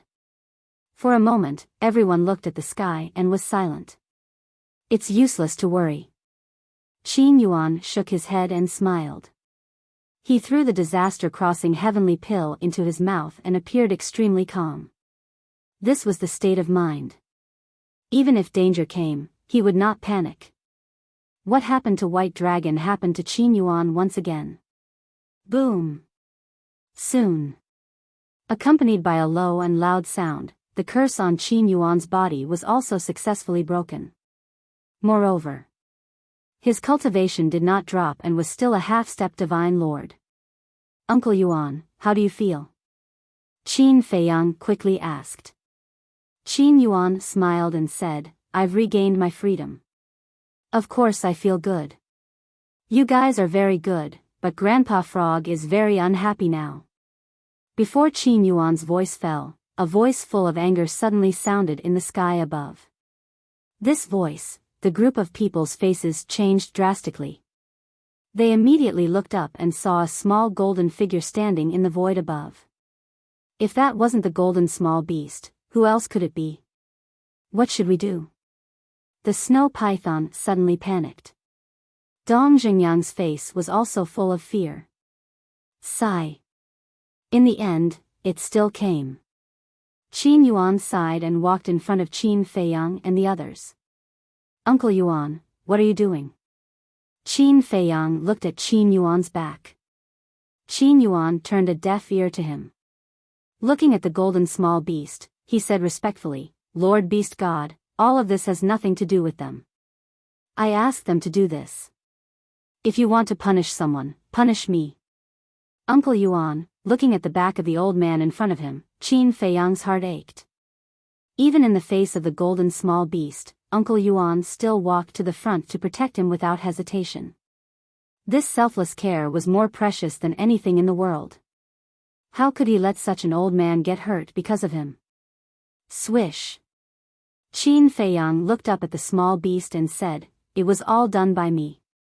The pills were also refined by me. If you want to be angry, come at me. Feiyang, don't mess around.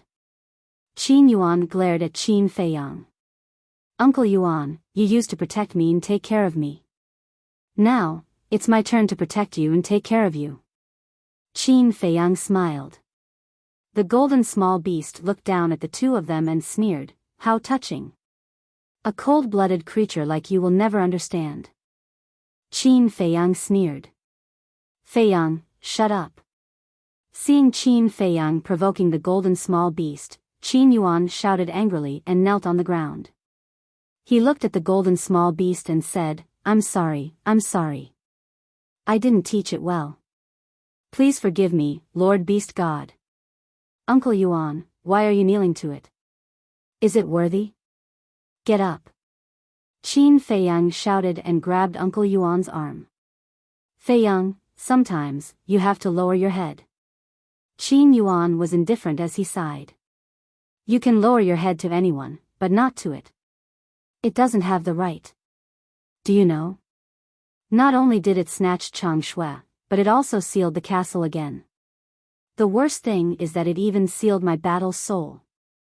And before I came back, if it wasn't for one of my subordinates self-destructing, would have been killed by it. Qin Feiyang's eyes were burning with anger. That's right. This piece of trash doesn't deserve to kneel to you. The white-eyed wolf roared. It sealed the castle again and sealed the battle's soul? Qin Feiyang looked at the white-eyed wolf and Qin Feiyang in a daze. He never thought that Qin Feiyang and the others would have such a deep grudge with the beast god. The golden small beast looked at Qin Feiyang and the white-eyed wolf and said, "It seems that you have a prejudice against Uncle Frog. So what? I've already returned to the great Qin, and you still won't let me go?" Qin Feiyang said angrily. "You're still so confident? If you hadn't broken the curse on them, would Uncle Frog have come to such a small place?" The golden small beast's eyes were full of disdain. "Since you don't like such a small place, then get lost." Qin Feiyang roared. "You're getting more and more arrogant." The golden small beast's eyes flashed with killing intent, and a wisp of golden divine power swept out. It was obviously very slow, but Qin Feiyang found that he couldn't dodge it. Moreover, his body seemed to be frozen, and he couldn't move at all. Poof! The divine power entered Qin Feiyang's chest, and a blood puppet the size of a football appeared. It was penetrated from the front to the back, and blood was flowing out. So strong. Seeing this scene, Dong Zhengyang, Dan Wangkai, Yan Wei, Wang Xiaojia, Wang Yangfeng, Bai Long, and Qin Yuan were all shocked. "I've let you go time and time again. Do you really think Uncle Frog can't bear to kill you?" The golden small beast looked at Qin Feiyang with disdain. "Of course, it's easy for you to kill me. But I'm not convinced. We refined the disaster crossing heavenly pill ourselves, and we didn't ask anyone for help. What right do you have to stop us?" Qin Feiyang said angrily, and his face was almost distorted. "You still dare to be arrogant?" The golden small beast raised its eyebrows. Qin Yuan saw that the situation was not good, and he hurriedly shouted, "Lord Beast God, please show mercy, get lost." The golden small beast roared, and its voice was like thunder. It turned into an invisible sound wave, and it shook Qin Yuan until he kept vomiting blood. "Uncle Yuan," Qin Feiyang's face changed drastically, and he quickly ran to Qin Yuan's side. "Feiyang, give up. You'll never be a match for it." Qin Yuan sighed. "No." Qin Feiyang shook his head, looked up at the golden small beast, and roared, "I've said it before, if you have anything, come at me, don't hurt the people around me." When you helped them break the curse, their deaths were already destined. So you can't blame me, because you're the one who caused their deaths. The golden small beast shook its head coldly, and two strands of divine power flew out, respectively towards Qin Yuan and White Dragon. "Bastard! Don't go too far." The white-eyed wolf roared, and its battle soul rushed out, roaring, "Steal its cultivation from me. With your little strength, you want to steal Grandpa Frog's cultivation?" The golden small beast's face was full of disdain, and with a swipe of its claws, the battle soul was shattered on the spot. Following closely, the two strands of divine power that flew towards Qin Yuan and White Dragon turned in the air and attacked the white-eyed wolf. "White-eyed wolf," Qin Feiyang roared, wanting to rescue him, but no matter what, his feet couldn't move, as if he was stuck in a quagmire. Boom! The two strands of divine power blasted the white-eyed wolf's body, and its physical body was torn apart, leaving only half of its soul. "White-eyed wolf, brother wolf," everyone roared in grief, gritting their teeth. "Lord Beast God, I beg you, let them go, I'm willing to accept any punishment." Qin Yuan looked at the golden small beast and pleaded. The white dragon was so scared that it stood there trembling. Even the current Qin Feiyang and the white-eyed wolf couldn't resist in front of the beast god, let alone them.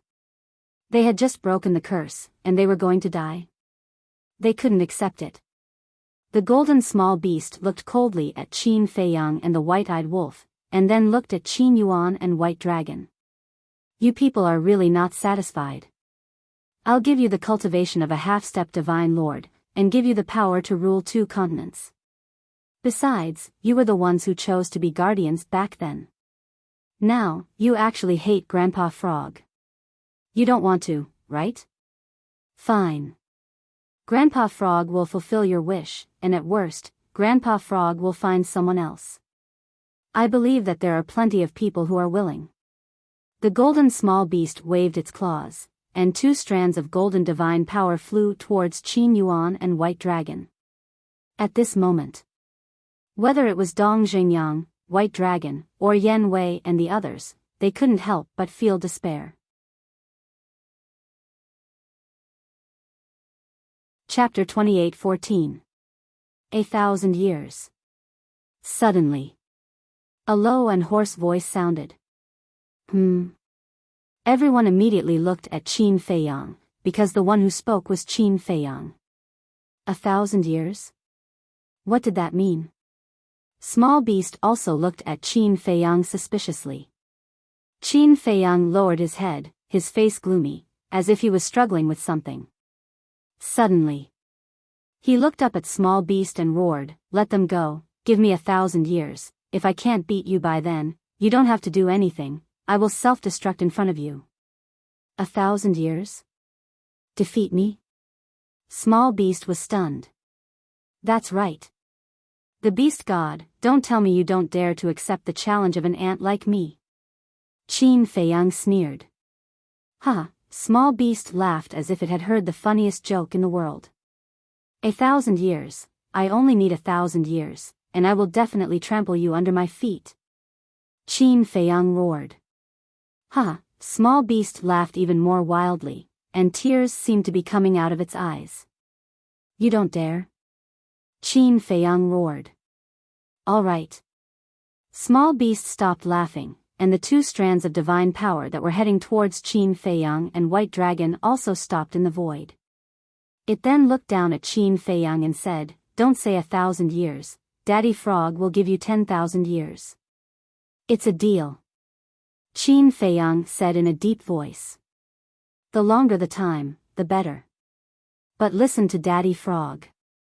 If you still can't defeat Daddy Frog after 10,000 years, then not only will you die, but the entire Great Qin and Forgotten Continent will be buried with you. And the Black Tortoise Realm. In short, everything related to you will be destroyed by then. Do you dare to make such a bet? Small Beast smiled coldly. Hearing this, Qin Feiyang's eyes suddenly trembled. This was no longer a gamble with his personal wealth, but with the fate of billions of living beings. What is it? Wasn't he quite awesome just now? How did he scare you? Small Beast's face was filled with disdain. Qin Feiyang said angrily, "This is obviously our personal grudge. Why do you have to involve these innocent people? This is the price. If you can afford to play, then play. If you can't afford to play, then behave yourself. Hurry up and decide. Otherwise, Qin Yuan and the others will all die." The golden small beast said indifferently. Qin Feiyang turned to look at Uncle Yuan. Qin Yuan cried out, "Feiyang, don't gamble with the lives of 3 continents for me. But if I can't even save you, how can I save the living beings of the 3 continents?" Qin Feiyang murmured. He looked up at the small beast and roared, "I'll bet with you, but I have a condition." Awesome. The small beast laughed heartily. Sigh. Qin Yuan let out a low sigh.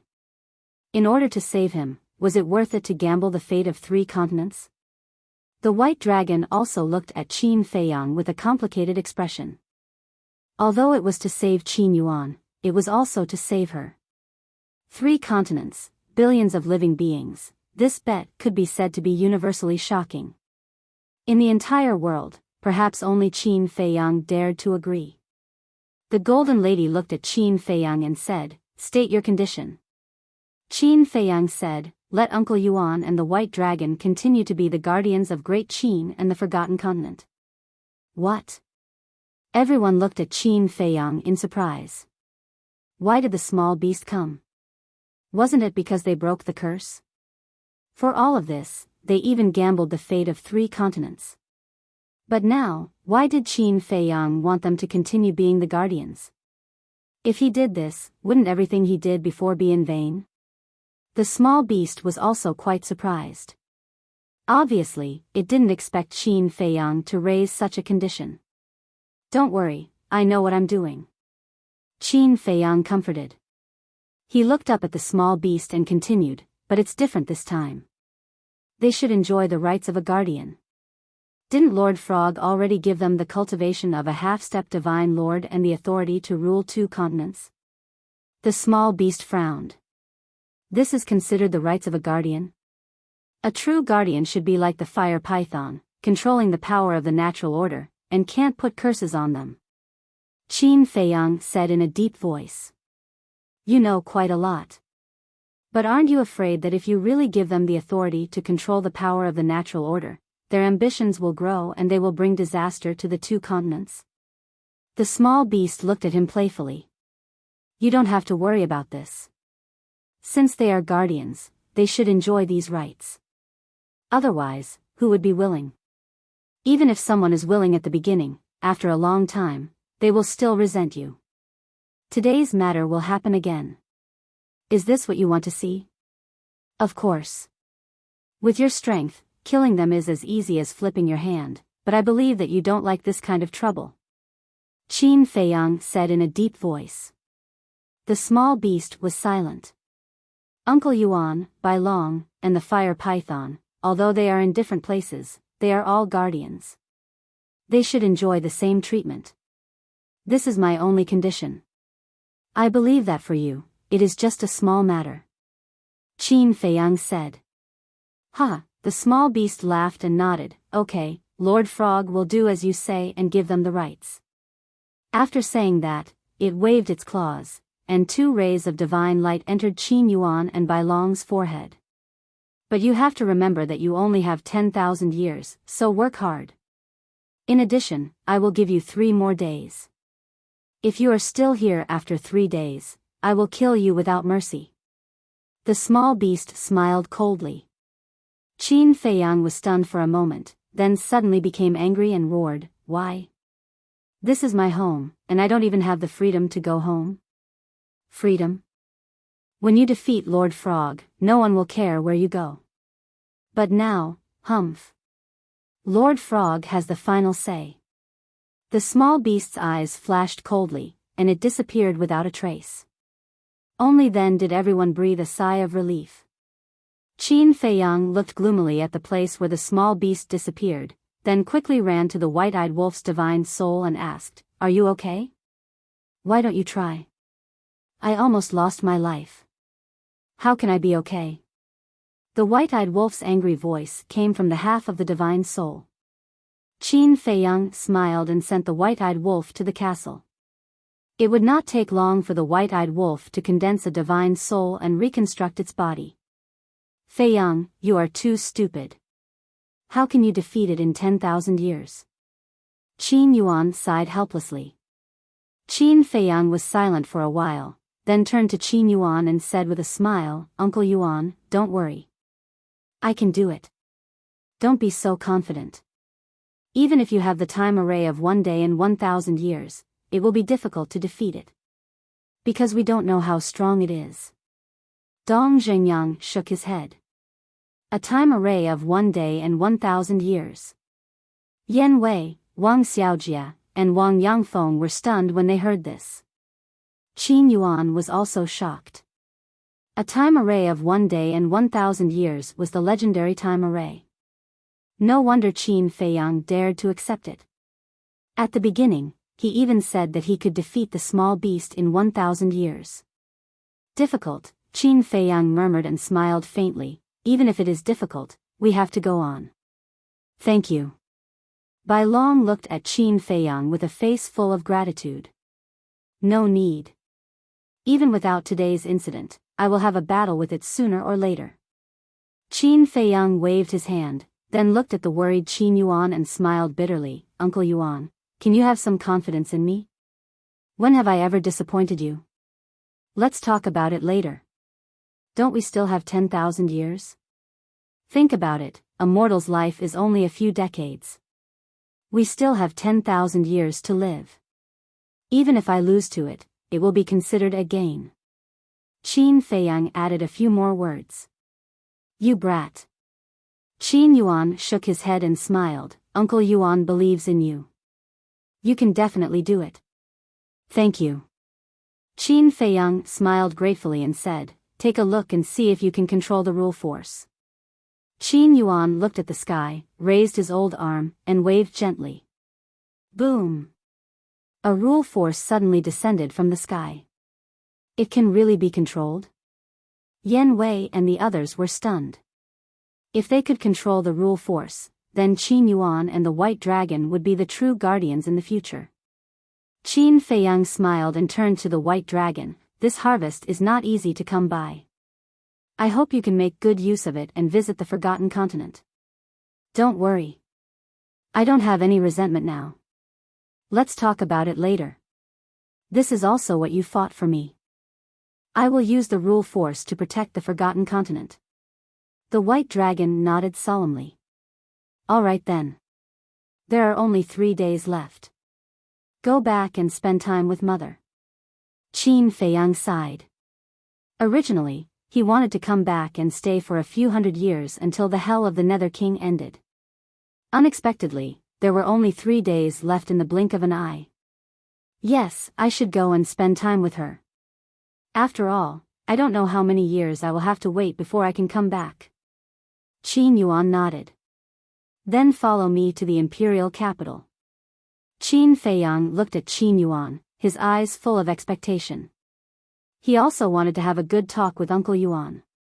All right. Qin Yuan nodded and smiled.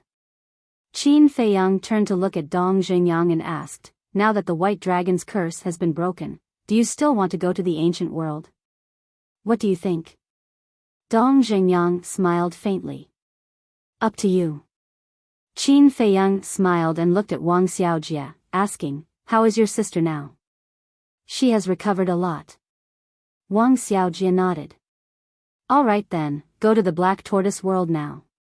Remember, you only have 3 days. How much you can gain in these 3 days will depend on your luck. Qin Feiyang said. This disciple will work hard. Wang Xiaojie nodded. Qin Feiyang transmitted his voice to Dan Wangkai. Later, tell Fire Lotus not to let Wang Xiaojie meet Qin Chen. Why? Dan Wangkai was suspicious. If Xiaojie knows that I am bringing Qin Chen to the ancient world, what will he do? He will definitely pester me as well. Qin Feiyang transmitted his voice. Then bring him along. Dan Wangkai thought. No. He still has his mother and sister to take care of. I won't let him die outside.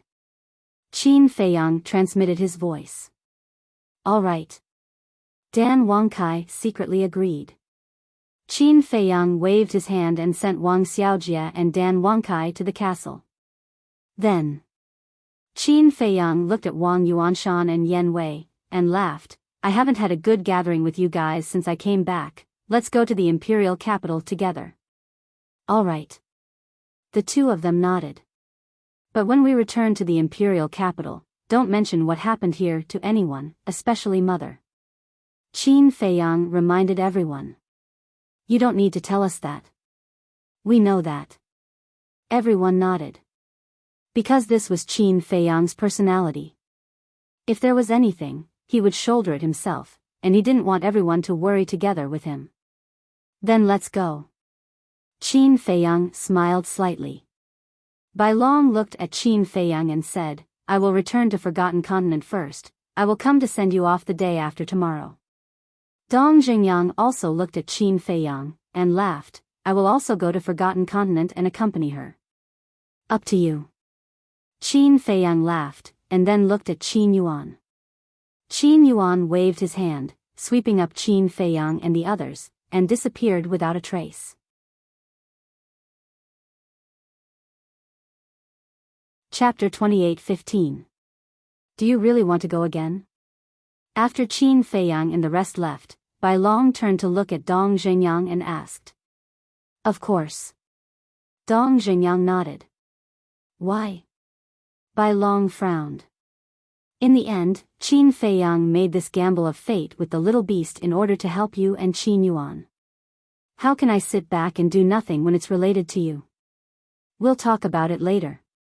Small beast must also be dealt with. Otherwise, it will find me sooner or later. Dong Zhengyang said in a low voice. Bai Long asked, because of the Eye of Destiny? Yes.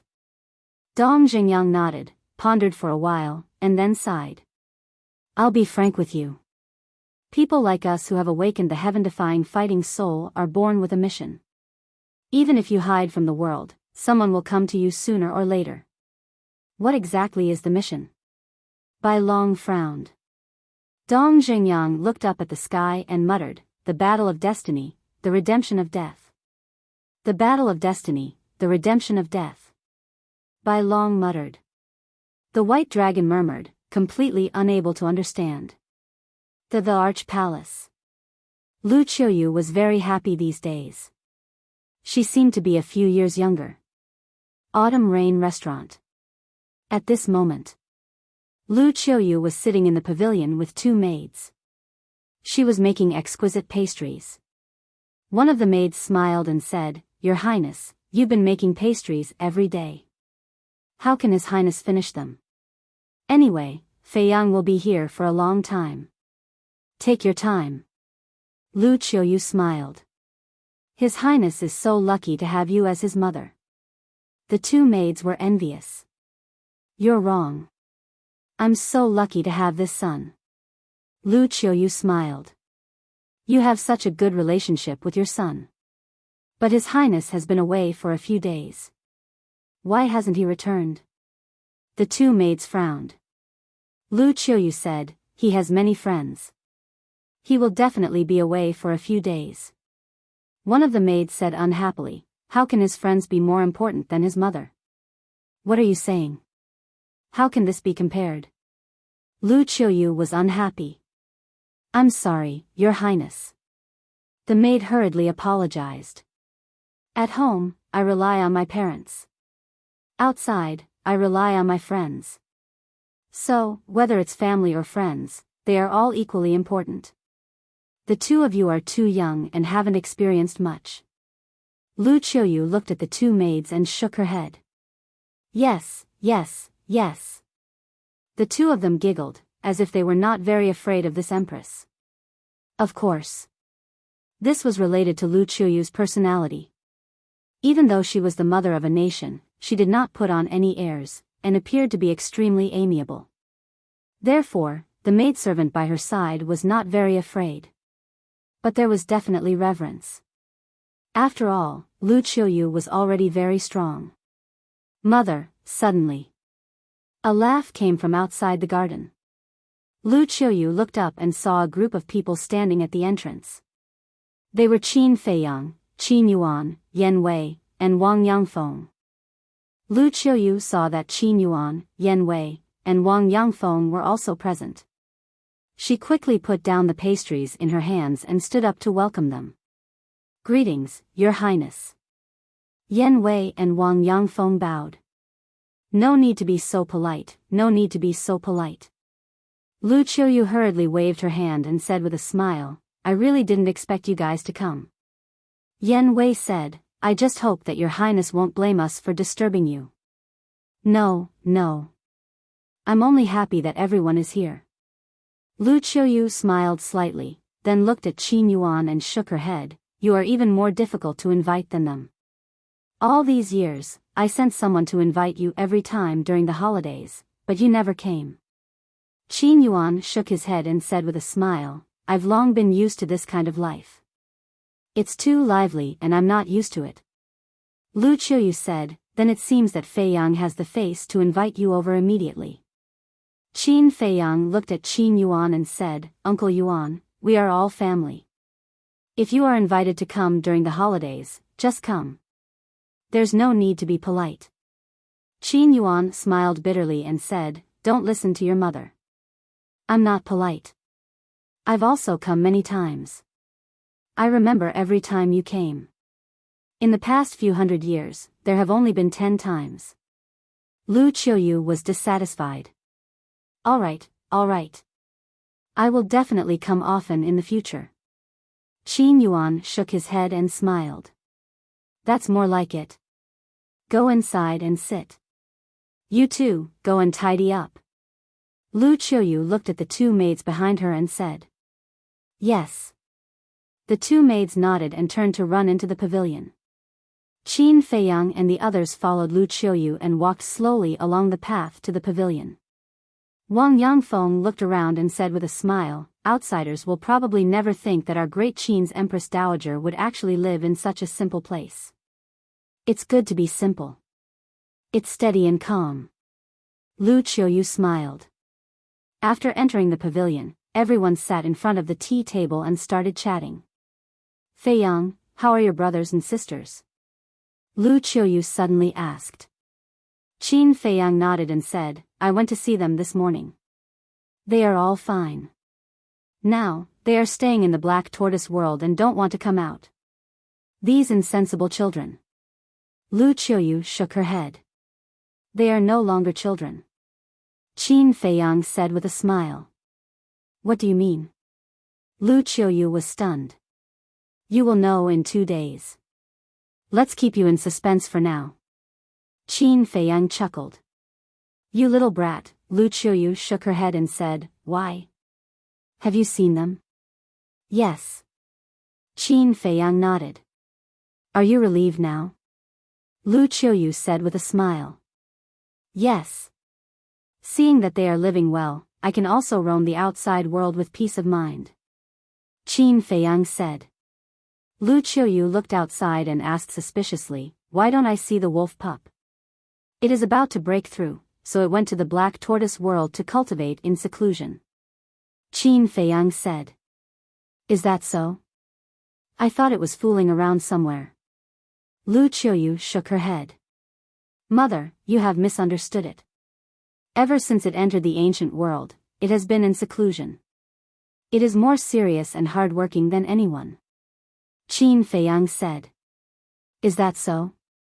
Lu Qiuyu was surprised. "All these years, without its mischievous behavior, I am still not used to it." Qin Feiyang said with a smile. "For it to cultivate in seclusion all day with its personality, it is really rare." Lu Qiuyu shook her head and smiled. "Yes. However, hard work also pays off. Its strength should be stronger than mine now." Qin Feiyang said. "The stronger you become, the prouder mother will be of you. However, you can't just think about cultivation. You also have to cultivate your relationship with the mermaid princess. Women generally don't ask for much. A little care is enough." Lu Qiuyu said. "I know." Qin Feiyang nodded. "All right then, you guys chat first. I will go to the back and cook some dishes for you guys so that you can drink a few cups at noon." Lu Qiuyu stood up and smiled. "Then I will trouble mother." Qin Feiyang chuckled. Lu Qiuyu smiled, turned around, and left with the two maids. After watching Lu Qiuyu leave, Qin Yuan turned to Qin Feiyang and asked, "You can't bear to leave, right?" "And?" Qin Feiyang's face was full of melancholy. Only 3 days left. He wasn't ready to leave at all. "Take it easy. Even if there was no small beast, you would have to leave sooner or later." Qin Yuan patted Qin Feiyang's shoulder. "Sigh." Qin Feiyang sighed. He could only comfort himself like this. For the next 2 days, Qin Feiyang accompanied his mother without leaving her side. Lu Qiuyu was also happier day by day. As for Yan Wei, Wang Yangfeng, and Qin Yuan, when they were free, they would go to the back mountain of the Emperor Palace to drink tea, chat, and play chess with Emperor Hong, Emperor Qin, Old Qin, and the others. However, happy times always passed quickly. The 3rd day. Early morning. Qin Feiyang got up early in the morning. After washing up, he stood on the balcony of the 2nd floor and looked up at the slowly rising sun. This was already the last day. He would leave tomorrow morning. Even if he was reluctant, he couldn't change it. This was strength.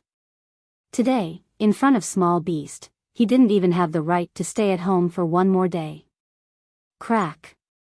Unconsciously, he clenched his fists, and his joints made crisp cracking sounds. If he wanted true freedom, not only did he have to defeat Small Beast and Ice Dragon, but he also had to transcend this world. In other words, he had to defeat the god of creation. The road ahead was long. You're up so early?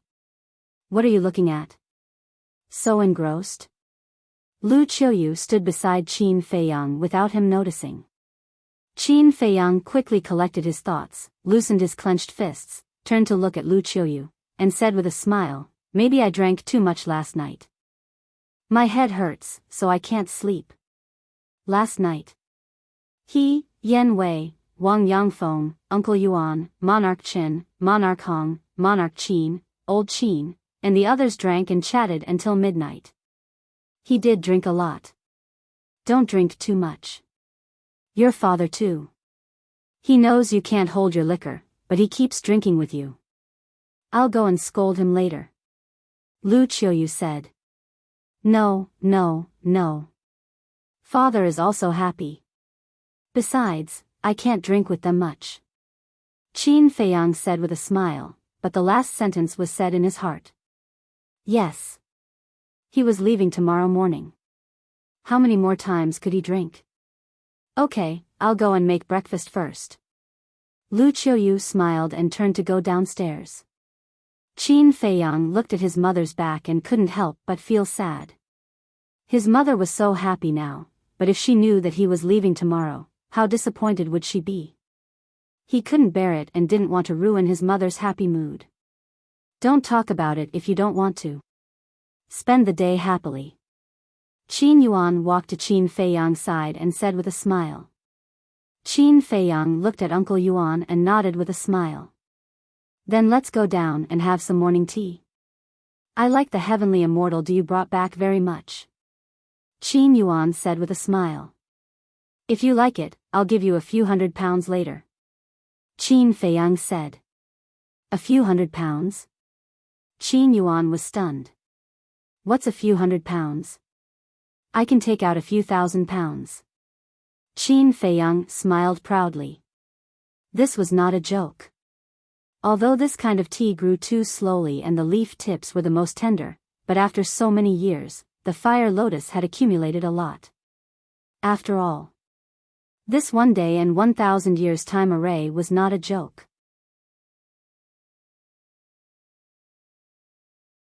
Chapter 28:16. Qin Feiyang and Qin Yuan sat in the pavilion. Just as they finished brewing tea, Yan Wei and Wang Yangfeng walked out. Like Qin Feiyang, the three of them had been staying in the Autumn Rain Inn for the past few days. There were many rooms in the Autumn Rain Inn, and a dozen more could stay there. However, it wasn't easy to stay in the Autumn Rain Inn. After all, this was the residence of the emperor and his wife. Morning. Qin Feiyang looked at the two of them and smiled. The two of them smiled and walked into the pavilion to drink tea together. I really envy you guys. Soon. The emperor also walked out in his dragon robe. Looking at Qin Feiyang and the other three, he shook his head and said. Others are also envious of you. Yan Wei smiled. Forget it. When can I be like you guys, sitting here early in the morning and drinking tea freely? That will be enough. Let's not talk about it anymore. I'll go to the morning assembly first. I'll come back to accompany you guys later. After saying that, the emperor quickly left. See. The emperor who seems to be endlessly glorious to others also has troubles. Qin Yuan shook his head. There's nothing we can do about it. Many people only see the surface. Only when he reaches this step and sits on this position can he understand the helplessness and troubles. Yan Wei said. Isn't life like this? Qin Feiyang smiled faintly, took out a brush, ink, paper, and inkstone, and placed them neatly on the stone table. What are you doing? Qin Yuan and the other two looked at him suspiciously. Before leaving, I have to leave something behind. Qin Feiyang smiled. The three of them looked at each other. Yan Wei stood up and sat beside Qin Feiyang, helping to grind the ink. Qin Feiyang picked up the brush, dipped it in the ink, pondered for a while, and lowered his head to copy. Qin Yuan and the other two looked at it for a while. It turned out to be a kind of pill formula. Chaos Divine Pill, Nirvana Divine Pill, etc. After a while, Qin Feiyang finally finished copying. Feiyang, your intentions are good, but have you considered that Great Qin and the Forgotten Continent don't have such medicinal ingredients? Qin Yuan said. Even if we have the herbs, we don't have a high level of alchemy fire and alchemy furnace. We won't be able to refine it. Wang Yangfeng added. I've thought about this for a long time. Later, I will give you some alchemy fire, alchemy furnace, and medicinal herbs. After I leave, I will give them to my mother. Qin Feiyang smiled. Yen Wei said, but we don't have an alchemist of that level. Take it slow. Who didn't climb up step by step? Maybe in the future, a powerful alchemist will be born by our side? Qin Feiyang smiled. All right. The three of them looked at each other and nodded. Uncle Yuan, please keep this pill formula for now. Qin Feiyang folded the pill recipe and handed it to Qin Yuan. Qin Yuan took it in his hand, looked at Qin Feiyang, and sighed inwardly. For Great Qin, this child had already done too much. Emperor Hong and Emperor Chen often said that Qin Feiyang was Great Qin's fortune, and he deserved it. Qin Feiyang pondered for a moment, raised his head and looked at the pavilion. Seeing that his mother didn't appear, he lowered his head and continued to write. This wasn't a pill formula, but a letter. A farewell letter to his mother, father, and all his friends and family. Yes. He wanted to use this method to bid farewell. Because he really didn't want to see everyone's sad and tearful expressions when they saw him off. Although everyone would be sad when they saw the letter, at least he wouldn't see it with his own eyes. If he didn't see it with his own eyes, his heart would feel better. A moment later, Qin Feiyang wrote an entire page, then dried the ink, folded it, and handed it to Qin Yuan. Then, Qin Feiyang put away the brush, ink, paper, and inkstone, took a sip of tea, and then looked at Qin Yuan and the other two, who all looked at him with a disappointed face, and couldn't help but shake his head and smile. What are you guys doing? Didn't I just say that we have to spend the day happily? Besides, if mother sees your expressions, she will definitely be suspicious. Qin Feiyang said. Qin Yuan said helplessly, you still have the mood to comfort us? What a joke, I am someone who has seen the world, my state of mind is definitely better than yours. Qin Feiyang smiled proudly. Qin Yuan and the other two looked at each other and laughed. What are you laughing at? So happy. At this moment, Lu Qiuyu walked out and looked at them and asked with a smile. Nothing, we just talked about some funny topics. Qin Feiyang shook his head. All right then, come in and finish eating. Lu Qiuyu said. After breakfast, Qin Feiyang helped to tidy up the bowls and chopsticks, looked at Lu Qiuyu and said, Mother, I will go out for a walk with Uncle Yuan. Okay. Lu Qiuyu nodded. Qin Feiyang then looked at Yen Wei and Wang Yangfeng, and said, You guys also have to work hard, make a trip to the Lu family, Forgotten Continent, Spirit State, and call everyone who needs to be called. Then when they ask, what should we say? The two asked secretly. Just say that it's more lively with more people, everyone has a good gathering. Qin Feiyang said. Okay. The two nodded and got up to leave. Uncle Yuan, let's go too. Qin Feiyang smiled at Qin Yuan and flew towards the back of the mountain. Greetings, Your Highness. At the entrance of the back of the mountain, the Kirin army guarding outside immediately bowed.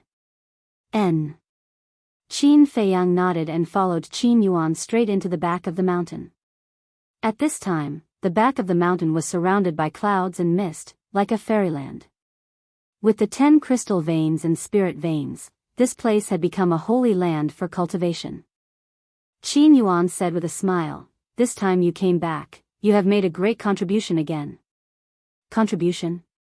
Qin Feiyang was stunned. Crystal veins, spirit veins, divine weapons, divine arts, aren't they all contributions? Qin Yuan said.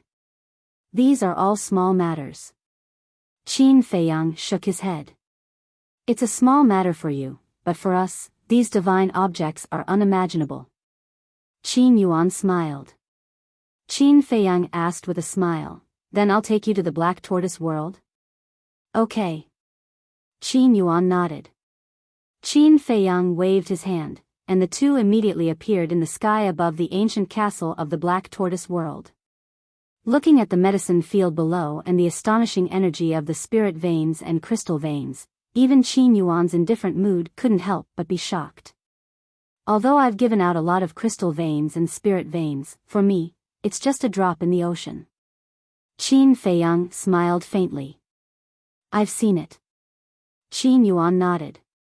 Qin Dage. At this time, Fire Lotus flew up. Qin Feiyang looked at Fire Lotus and said with a smile, Fire Lotus, let me introduce you. This old man is the Uncle Yuan that I often mention to you. Hello, Uncle Yuan. Fire Lotus bowed. Don't. Qin Yuan hurriedly waved his hand, because in his eyes, Fire Lotus was like an unfathomable ocean.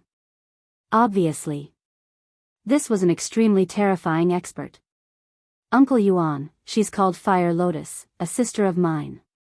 The heavenly immortal dew was cultivated and brewed by her alone.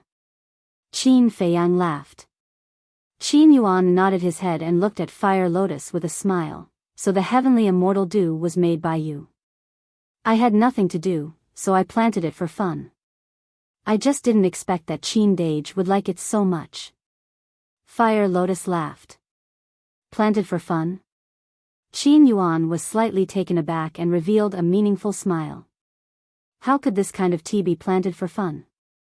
It must have been carefully cultivated. It was just that there were some things that even if one saw through, one shouldn't say it out loud.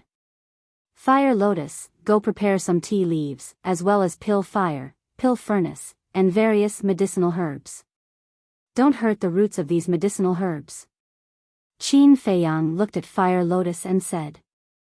Understood. Fire Lotus nodded and then looked at Qin Yuan with a smile. Then Uncle Yuan, I'll go get busy first. You can do whatever you want. All right. Qin Yuan nodded. After Fire Lotus left, Qin Yuan looked at Qin Feiyang and said with a smile, You're good. What do you mean? Qin Feiyang scratched his head. Qin Yuan said, Such a good girl is actually hiding in the Black Tortoise world. Tell me honestly, when do you plan to get married?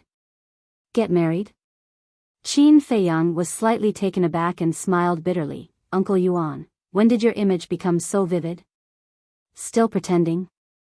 Qin Yuan was unhappy. I'm not pretending. The relationship between Huolian and I is purely that of siblings. Qin Feiyang was helpless. Is that so?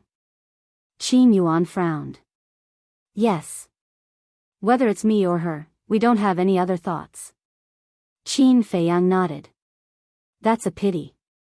Although I just met her, this old man really likes her. Qin Yuan shook his head regretfully and asked, Then what's her cultivation like?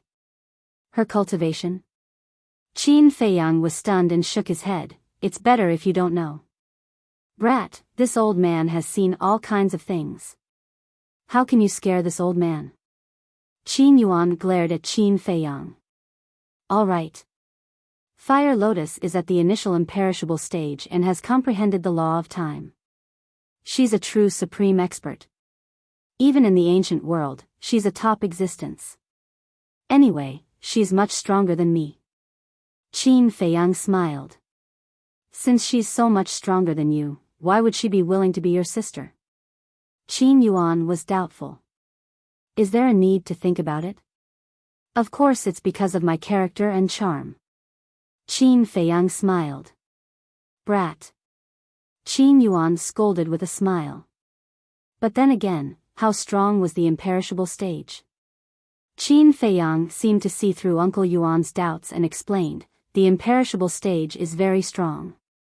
Above the divine monarch stage is the paragon stage, above the paragon stage is the nine heavens stage, and above the nine heavens stage is the imperishable stage. As Qin Feiyang explained, he took Qin Yuan to see the scenery of the Black Tortoise world. Looking at the vast world, Qin Yuan was extremely shocked. An independent world, he never thought that in just a few hundred years, this brat had already grown to this extent. Several days passed. The two returned to the Devil's Land, and Fire Lotus had already prepared everything and stored it in a Qian Kuan ring. Several days passed in the Black Tortoise world, but it was only a moment outside. Qin Yuan carefully put away the Qian Kuan ring, then looked at the ancient castle below, and then glanced at the Devil's Land, and said, "This old man sensed many familiar auras. Everyone should be back." Qin Feiyang nodded. "All right. Let's go out." Qin Yuan smiled. Everyone was hiding in the Black Tortoise world, and he understood that, so he didn't disturb them. Fire Lotus smiled and said, "Uncle Yuan, take care." Qin Yuan said, "In the future, I'll have to trouble you to take care of Feiyang. I'm not afraid of being laughed at, but it has always been Qin Dage taking care of me." Fire Lotus said, "He can take care of you. It's good enough that he doesn't cause you trouble." Qin Yuan shook his head. "Uncle Yuan, am I so unbearable?" Qin Feiyang was speechless.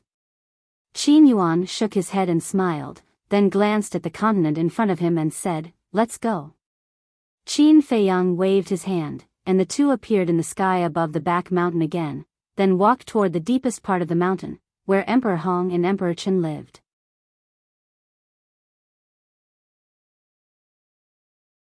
Chapter 28:17.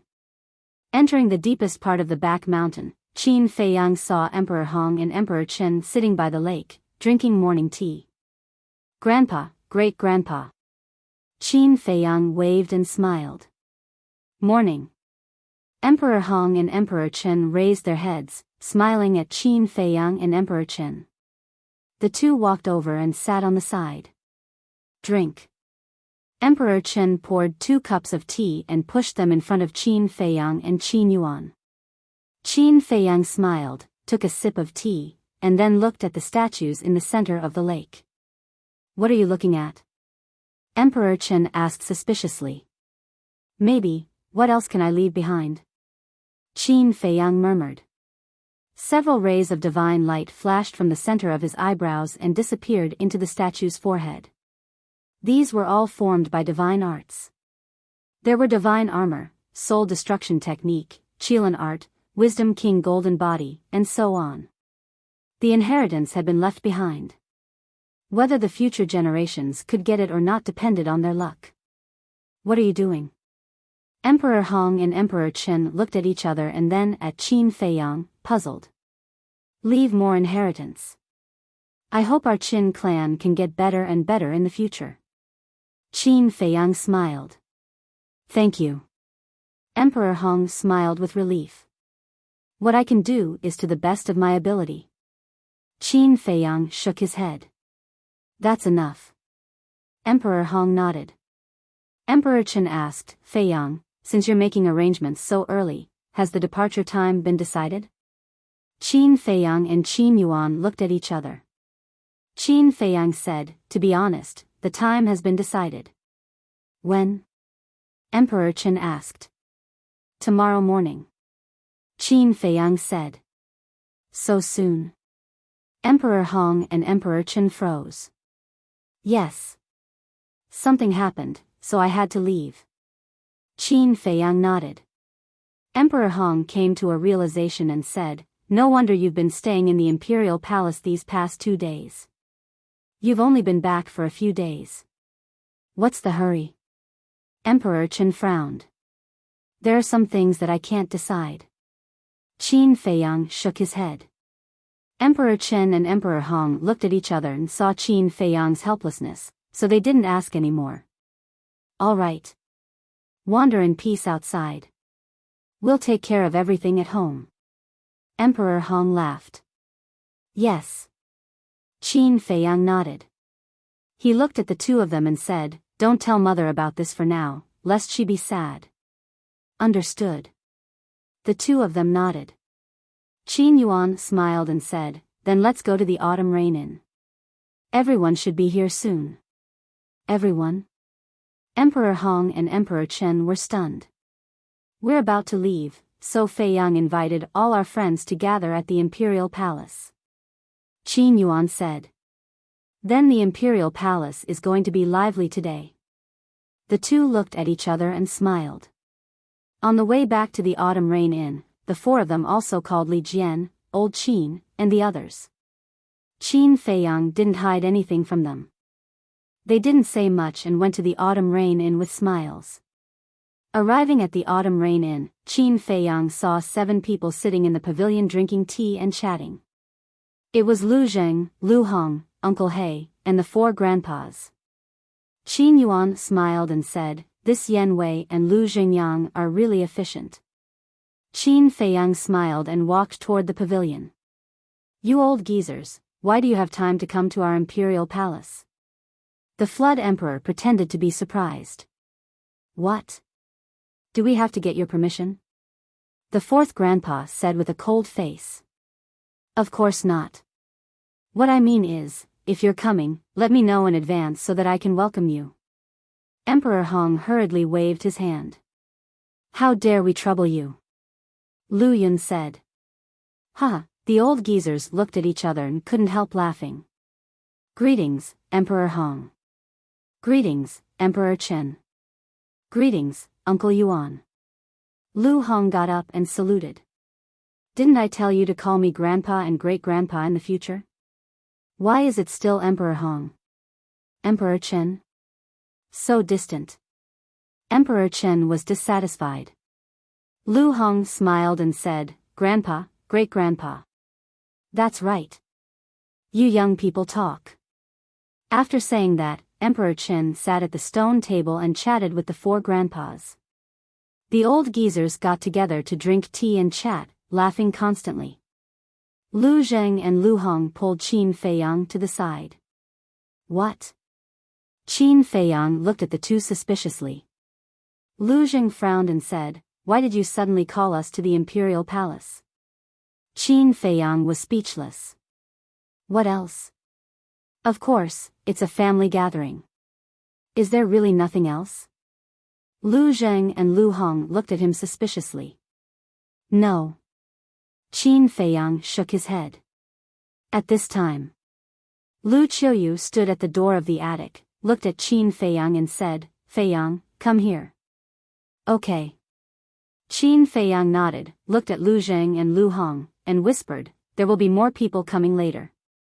Help me welcome them. After saying that, he ran to the attic. More people are coming? Lu Hong and Lu Qiuyu were stunned. Qin Fei Yang ran to the door of the attic, looked at Lu Qiuyu, and asked with a smile, Mother, what's the matter?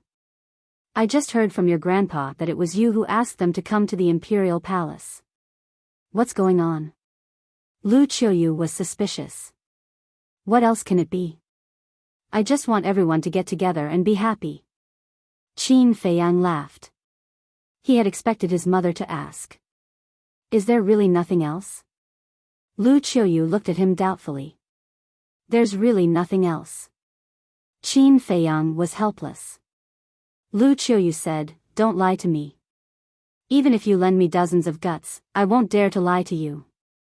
Qin Fei Yang smiled bitterly. All right. Then how do you plan to arrange so many people? Lu Qiuyu asked. What's there to arrange? They're not outsiders. Let's get together, drink tea, and chat. That's enough. Qin Fei Yang said. How can you entertain guests casually like this? Lu Qiuyu was speechless and said, okay, I'll arrange it. You go and chat with them. Then I'll have to trouble you, mother. Qin Fei Yang smiled. Brat. Lu Qiuyu scolded with a smile. It's so lively. Suddenly, a hoarse laugh sounded. Everyone looked up and saw a group of people landing at the entrance of the garden. Old Master Ren? Uncle Yen? Ling Yunfei? Sister Wushuang? Shuang, Lu Hong was stunned. Why are they all here? Ling Yunfei looked at the indifferent group of people and said in dissatisfaction, Hey, is there no one to receive us? We're guests after all. Scram. What kind of guest are you? If you want to come, then come. If you don't want to come, then leave. Lu Hong glared at Ling Yunfei, walked up, and smiled. Grandpa Ren, Uncle Yen, Uncle Jiang, Aunt Shui, Aunt Lu Ji, please come in. A group of people filed in. Lu Hong looked at Ling Yunfei's daughter and immediately squatted on the ground, smiling. Yen, is already so big. You are? The little girl looked at Lu Hong suspiciously. Don't you remember? I even went to see you when you were young. Lu Hong laughed. The little girl shook her head. Yen, this woman is a tigress. You'd better stay away from her in the future. Ling Yunfei held the little girl and taught her seriously. Who are you calling a tigress? Lu Hong immediately frowned. Whether she's a tigress or not, Lu Zheng has the most right to say. Ling Yunfei chuckled, looked at Lu Zheng standing not far away, and said, Lu Zheng, say something fair. You and I know it in our hearts. Why do you have to say it out loud? Lu Zheng winked. What did you say?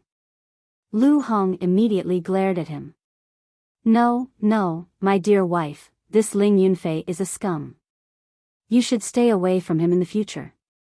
Lu Zheng quickly waved his hand and glared at Ling Yunfei fiercely.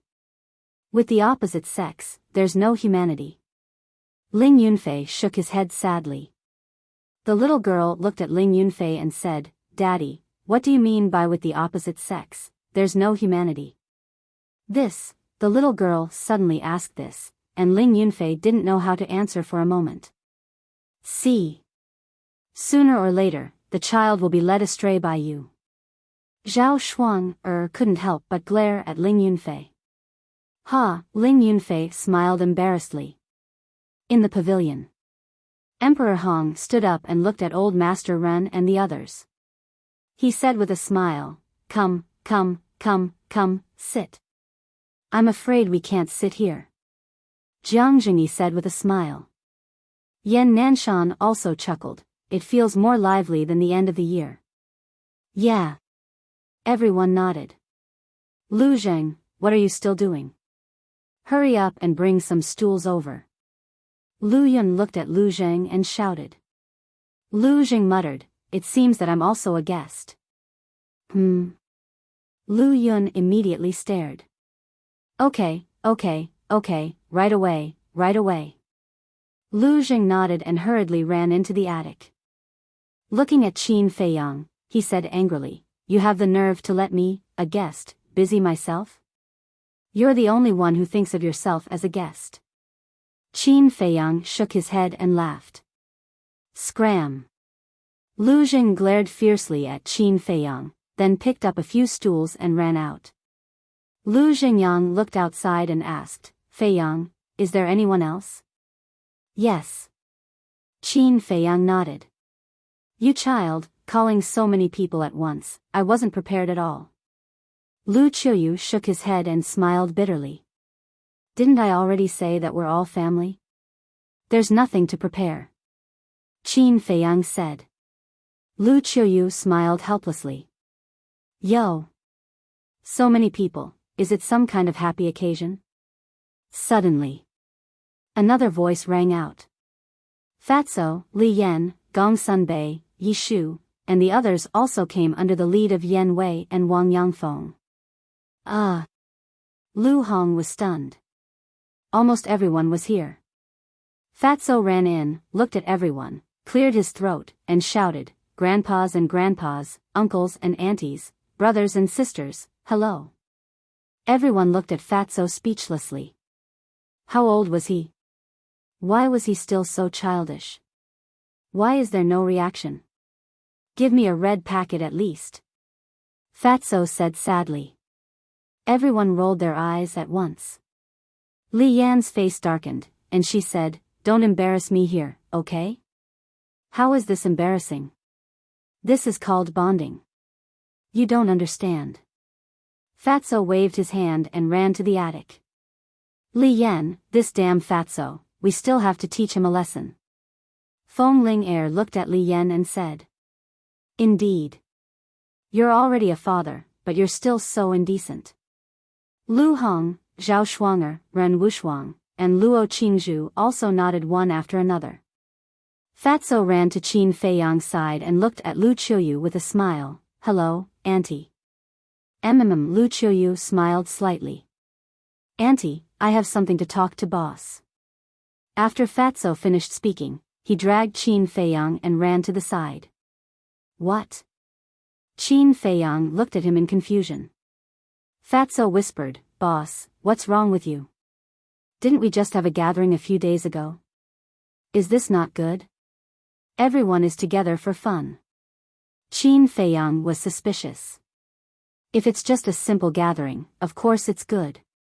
But why does Fat Lord feel that it's not that simple? Fatso frowned. What's not simple? Qin Feiyang rolled his eyes at Fatso, looked at the men, women, and children in the garden, and said with a smile, I haven't seen such a happy atmosphere for a long time.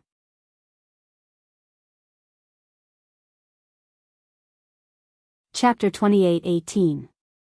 Not long after. The emperor returned from the morning court. Seeing so many people coming down, the emperor was also stunned. Uncle, I won't disturb you, right? Zhao Shuang laughed. No. I'm so happy that you guys can come. You guys chat first, I'll go change my clothes. The emperor smiled slightly, walked into the attic, looked at Lu Qiuyu, and asked in a low voice, What's going on? It was Feiyang who invited us, saying that he wanted everyone to get together and have a good time. Lu Qiuyu was helpless. The emperor turned his head to look at Qin Feiyang, who was standing with Fatso, and couldn't help but shake his head and smile, saying, All right, as long as he's happy. Qin Feiyang was indeed very happy now. Because it had been too long since they had gathered like this. Those smiling faces were like the sun, warming his heart. This scene was also slowly imprinted in his heart, and he would never forget it for the rest of his life. Night gradually fell. The entire autumn rain building was brightly lit. In the garden, there were 5 round tables, which were already filled with hot dishes. Feiyang, let your brothers and sisters come out to gather. Emperor Hong said. Qin Feiyang patted his head and laughed, I almost forgot about them, but before you see them, you guys have to be mentally prepared. What? Everyone looked at him suspiciously. Qin Feiyang smiled mysteriously, and with a wave of his arm, 10 figures appeared in front of everyone.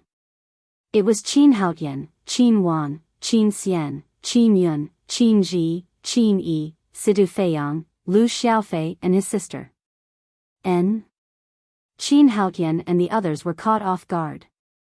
Because they were not prepared in advance, they were suddenly taken out by Qin Feiyang.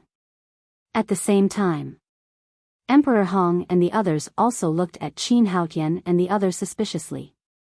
Gradually, they revealed a trace of bewilderment. Lu Qiuyu looked at Qin Yi and asked, You are? Qin Yi stepped forward and hugged Lu Qiuyu's arm, and said with dissatisfaction, Mother, you can't even recognize your own daughter? It's really you. Lu Qiuyu's face was full of shock. What was going on? A few days ago, they were still 2 children. How did they become a young lady and a handsome young man after going to the Black Tortoise world? Qin Yi also ran in front of Lu Qiuyu and smiled, Mother, look at our cultivation. Boom! Qin Yi directly released his aura. This is divine might. Lu Qiuyu was stunned. Qin Yi smiled proudly and said, Brother Zhu Yi and I have both broken through to the War God realm. What? Both of you broke through to the War God level? Lu Qiuyu was dumbfounded. Qin Yun smiled and said, I don't know about them. We have already become war gods, and Brother Haotian has already become a monarch god. No way. Lu Qiuyu looked at the children in front of her in shock. The emperor and the others were also in disbelief. How many days had it been? Including today, it had only been 5 days, and he had already broken through to the Divine Lord realm? Imperial Mother, Imperial Father, that is indeed the case. Qin Haotian nodded and also released his aura. How could this be? Everyone's face was filled with bewilderment. You may not know, but Fei Yang's Black Tortoise realm now has a time array that lasts 1 day and 1,000 years. Although they have only been in the Black Tortoise realm for 5 days, 5,000 years have passed in there. In addition to all kinds of pills and resources, 5,000 years to break through to the monarch god realm is actually considered slow. Qin Yuan smiled and said. He had been to the Black Tortoise realm and knew how terrifying its foundation was. 1 day and 1,000 years. The emperor and Lu Qiuyu looked at each other. Lu Zheng came back to his senses and hurriedly looked at the Lu siblings and said, Xiaofei, Xiaojia, come, let me see how far you have cultivated. You brat, come over here and let me take a good look. Fatso waved at Situ Feiyang. In the past few days, the 3 of them had become more mature and steady, exuding a sharp aura from their bodies. Father, Xiaofei, Xiaojia, and I have only cultivated in the Black Tortoise realm for a long time. How much can we improve in 3 days? Situ Feiyang was helpless. Yes. We have only just become gods. As for Xiaojia, she has barely reached the war god realm. Lu Xiaofei said. You have also become gods. Everyone looked at the 2 of them in shock. What is there to be surprised about? If Anti-Fire Lotus was not worried that we would break through too quickly and affect our state of mind and deliberately slow down our speed, I am afraid that even Xiaojia would have become gods. Situ Feiyang said. This is the result of deliberately slowing down the speed? Everyone was dumbfounded. If they did not slow down the speed, what cultivation would these little ones have now? It was hard to imagine. Wait a minute. Fire Lotus? Lu Qiuyu looked at Qin Feiyang and asked suspiciously, who is Fire Lotus? Qin Feiyang smiled and said, she is a sister that I recognized. Lu Qiuyu said, then why don't you let her come out? We can meet her too. This, Qin Feiyang was a little hesitant. This is your fault, child. You brought a friend back and still hid her? The emperor was also displeased. There will be a chance in the future. Qin Feiyang smiled faintly. Emperor Hong greeted with a smile, all right, the food is almost ready. Everyone, please take a seat. Everyone drank and chatted merrily all the way until late at night. Other than those who knew about it, everyone else went to rest. Although the autumn rain pavilion could not accommodate so many people, there were still many palaces nearby. Inside the pavilion, Qin Feiyang, Emperor Hong, Emperor Qin, Qin Yuan, Li Jian, and Old Man Qin were sitting together. Then I will also go back. Qin Haotian walked out of the pavilion and looked at Qin Feiyang. Don't go yet. Qin Feiyang said. Qin Haotian looked suspiciously at Qin Feiyang. Qin Feiyang looked at the pavilion where the candlelight was gradually extinguished and said, come in and have a seat. Qin Haotian walked into the pavilion and sat opposite Qin Feiyang. Qin Feiyang asked, do you know why I let you go to the Black Tortoise world to cultivate? Beside him, Emperor Hong and the others were all drinking tea, not saying a word. I don't know. Qin Haotian shook his head. I want to pass the responsibility of protecting the great Qin and forgotten continent to you. Qin Feiyang said. Qin Haotian was stunned and shook his head, I don't have the time. Then you can't run away, because you are the 3rd person to have the purple gold dragon blood. Although father and mother gave birth to so many brothers and sisters, I believe that none of them can achieve ancestral awakening. Qin Feiyang smiled. You are so sure? Qin Haotian frowned. It seems that when you awakened the purple gold dragon soul, I already knew the opportunity for ancestral awakening. This opportunity is the purple gold dragon soul.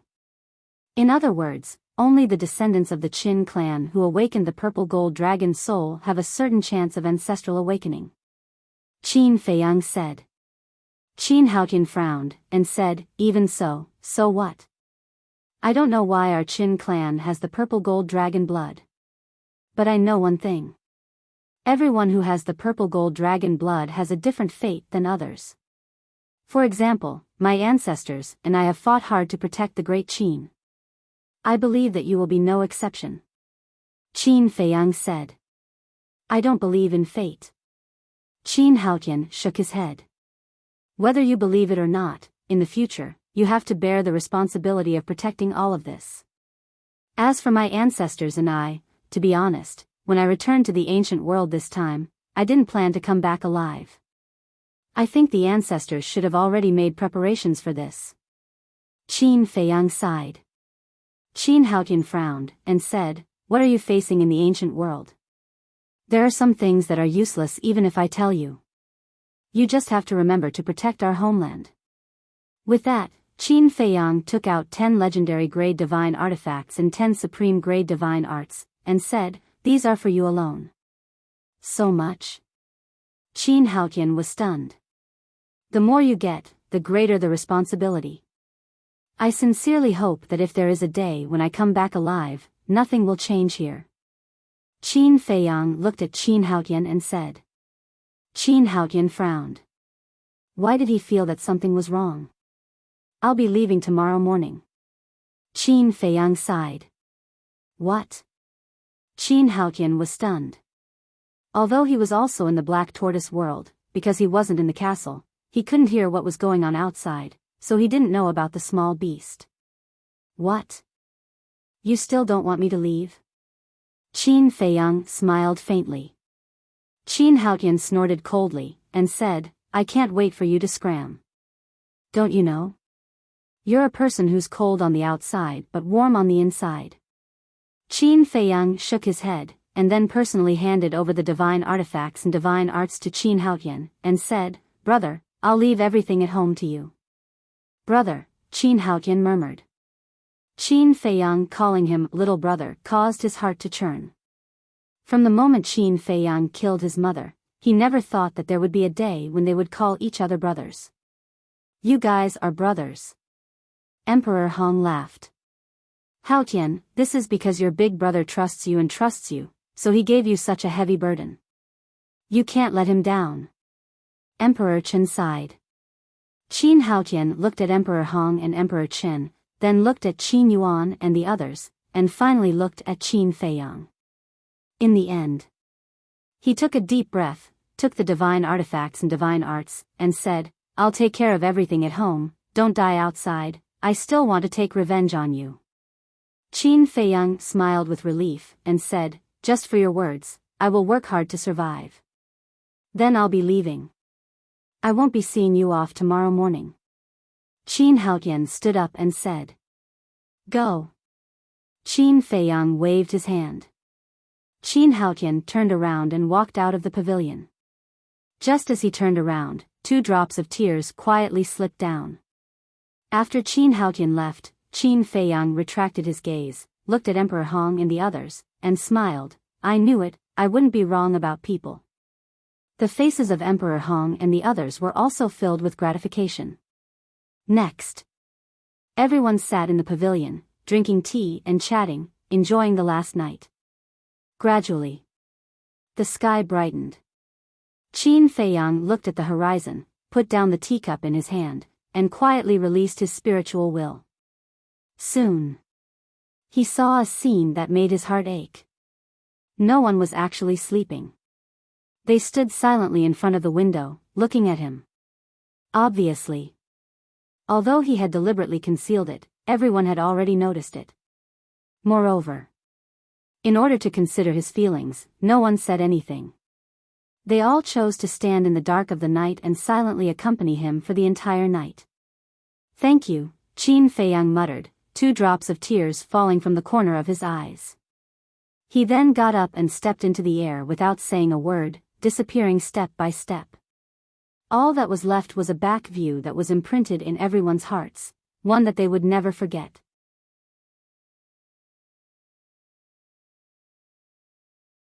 Chapter 28:19.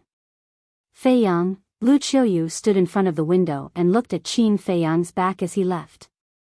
She could no longer hold back her tears. The emperor silently held her in his arms. His heart was also extremely bitter. Boss, do you think we're all stupid? Don't you know you're leaving? We've been with you for so many years.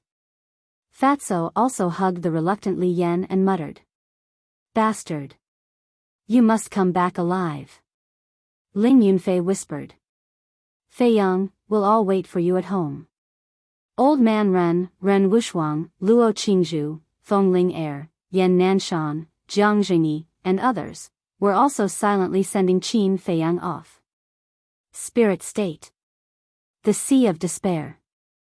The surface of the sea in the morning was covered with a layer of white frost. A figure descended above the sea.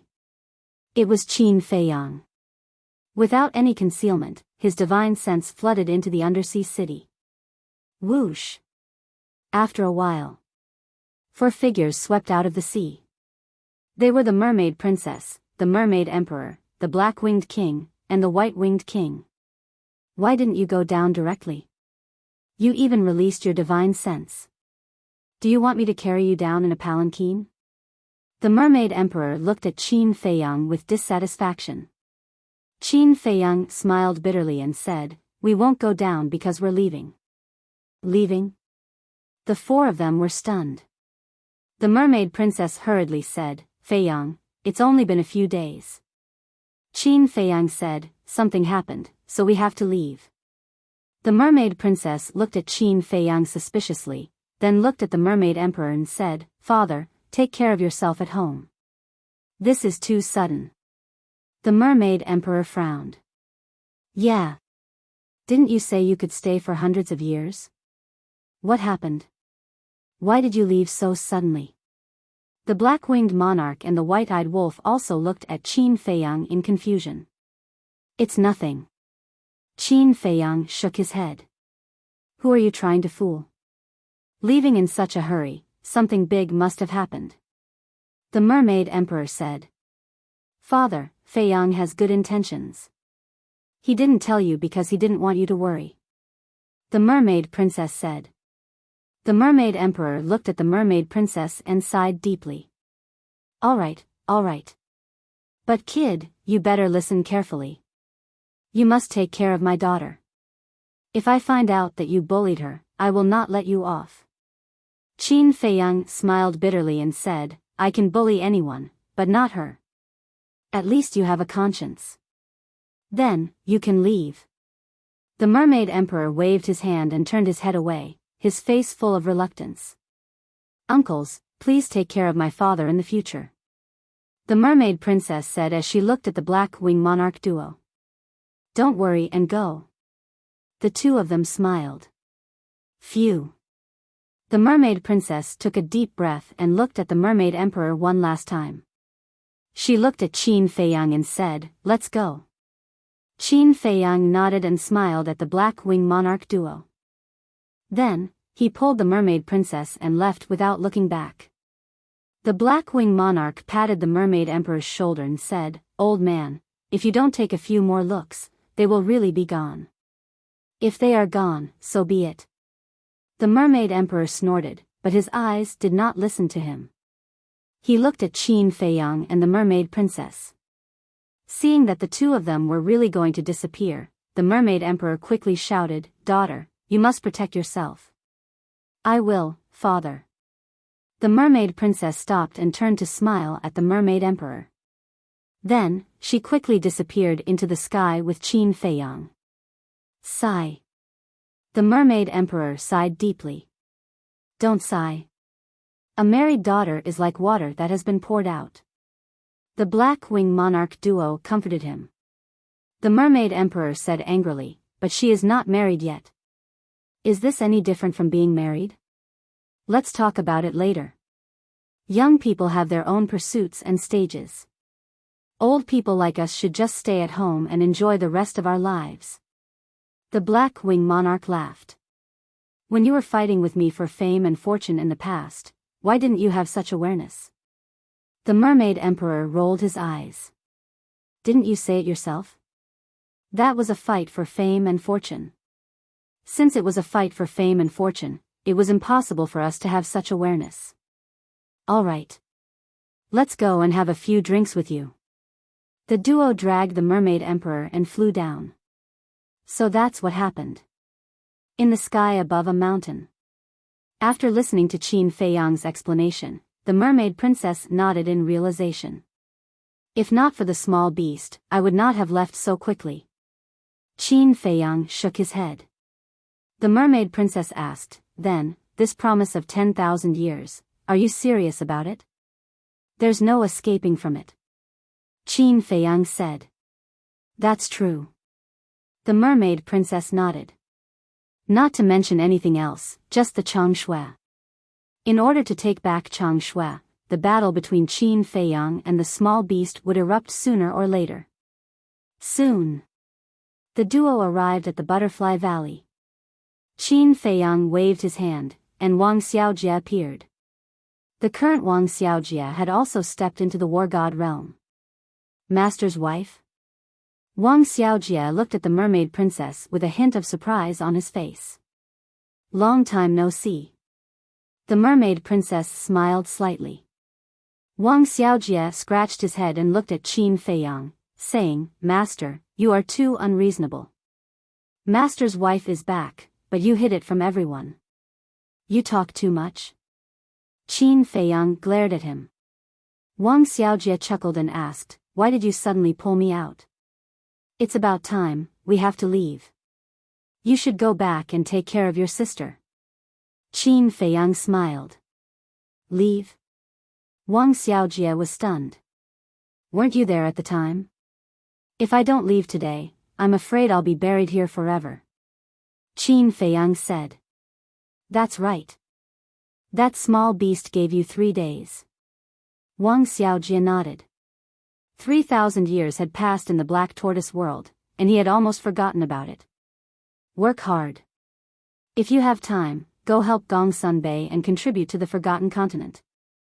After all, we can't let your cultivation down, right? Qin Feiyang smiled. This, Wang Xiaojie hesitated. Qin Feiyang asked, you want to go to the ancient world with me? Hee hee. Wang Xiaojie laughed dryly. Don't even think about it. I'm already very happy that you can help me protect Great Qin and the Forgotten Continent. Qin Feiyang said. Wang Xiaojie mumbled, but I really want to go and see it. Qin Feiyang shook his head and smiled, there will be a chance in the future. All right then. Wang Xiaojie nodded helplessly and smiled, then master, mistress, take care. The two nodded. Qin Feiyang waved his hand and opened the spatial gate.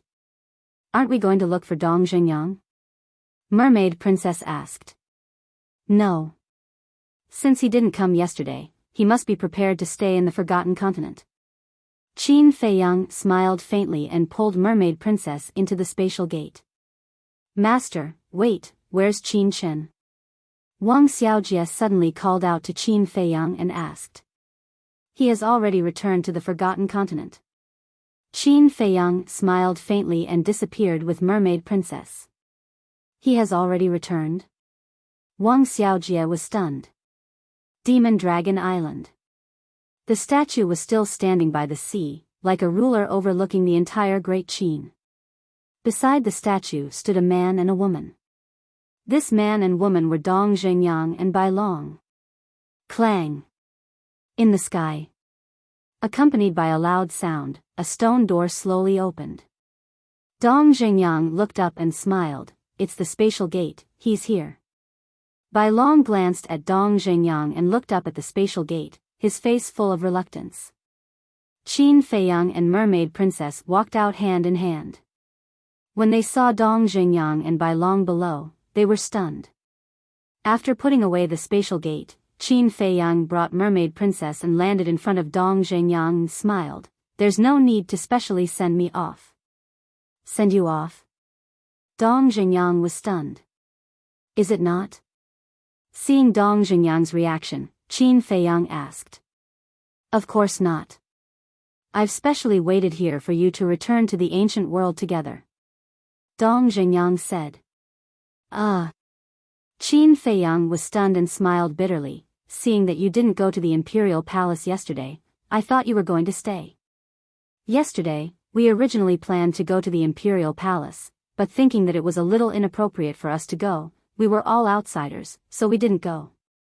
Dong Zhengyang said. I see. Qin Feiyang suddenly smiled, looked at Bai Long, and asked with a smile, You're willing to let him go to his death? Bai Long looked at Dong Zhengyang and smiled, although I'm reluctant, as a man, should be responsible. Qin Feiyang smiled. For the first time, he realized that Bai Long's personality was actually quite good. It was just that he was cursed in the past, and his personality became a little extreme. Qin Feiyang looked at Dong Zhengyang and asked, Are you ready? Dong Zhengyang smiled faintly, looked at Bai Long, and said, Then I'll be leaving.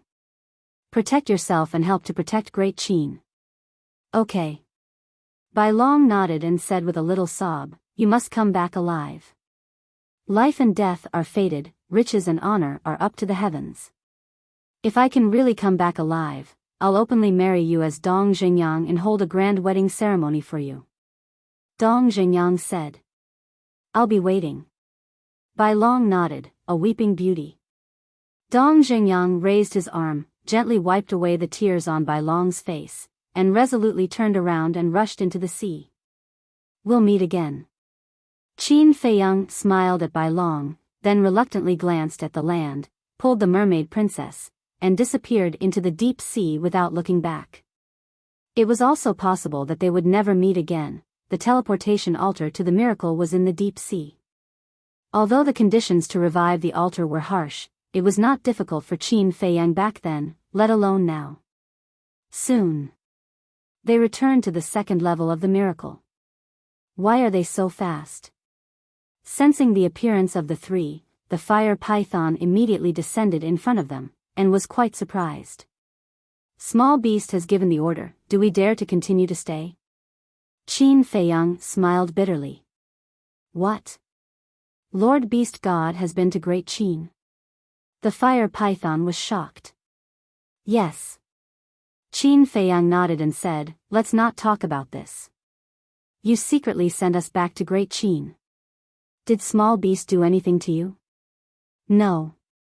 The fire python shook its head and said with a smile, Because of this, I gained a blessing in disguise. A blessing in disguise? Qin Feiyang and the others looked at it suspiciously. Now I'm not only the guardian of the first and second level, but also the guardian of the third level. The fire python laughed. No way. Qin Feiyang and the others looked at each other.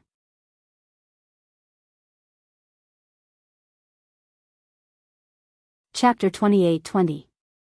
Wasn't the guardian of the third floor equivalent to the guardian of the underworld king's hell? Needless to say, the fire python had really profited from a disaster.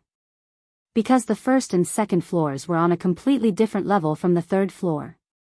Dong Zhengyang asked, Then can you enter the temple to cultivate? Of course. The fire python nodded. Since he had already become the guardian of the third floor, it was natural for him to enter the temple to cultivate. After all, the temple had a time array. Who didn't want to enter? Congratulations. Qin Feiyang cupped his hands and smiled. You're welcome. The fire python shook his head. Since Brother Fire is now the guardian of the underworld king's hell, then I implore Brother Fire to take care of the blood demon race in the future. Because back then in the underworld king's hell, the blood demon race helped me a lot. Qin Feiyang said. Of course. The fire python smiled. Thank you.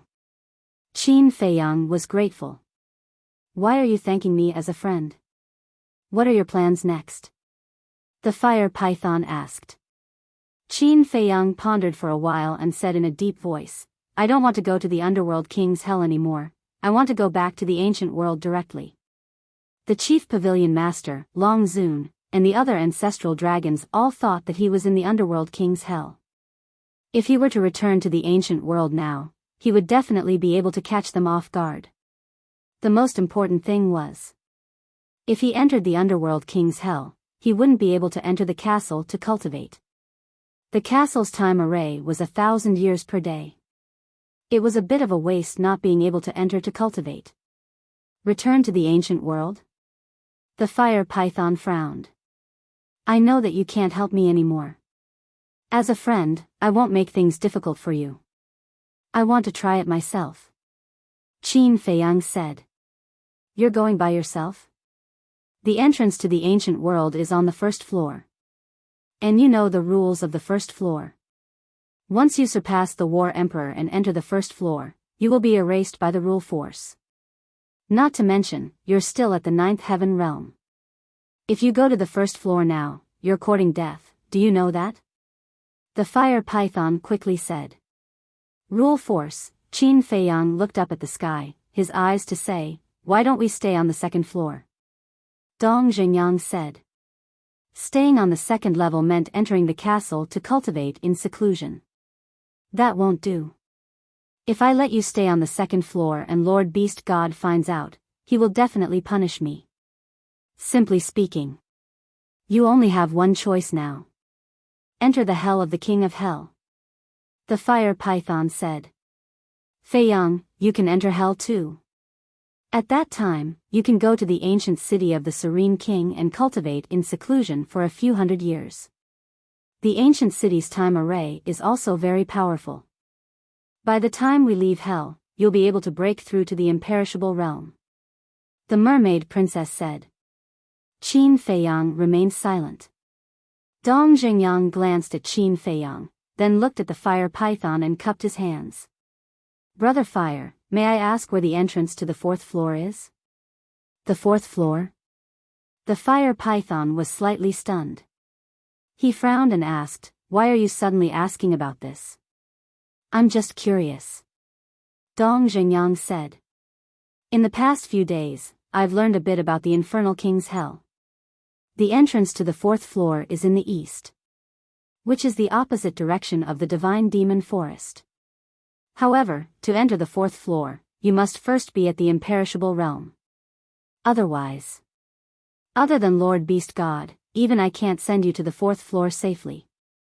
Because the passage to the 4th floor is filled with a terrifying storm. This storm can kill any living being below the imperishable realm. The fire python said. So terrifying? Dong Zhengyang was shocked. Yes. In short, it's best not to go before reaching the imperishable realm. After the fire python finished speaking, it looked at Qin Feiyang again. It steeled its heart and closed its eyes. Dong Zhengyang and the mermaid princess looked at the fire python suspiciously. After a while, the fire python opened his eyes and said, Lord Beast God and Lord Ice Dragon are not in the divine ruins now. I'll send you to the ancient world. What? Qin Feiyang looked up at the fire python. I also found the entrance to the ancient world just now. There's no time to lose. Let's go now.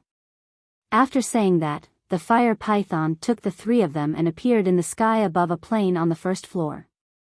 There were fierce beasts everywhere on the plain. But at this moment, an extremely strange scene appeared.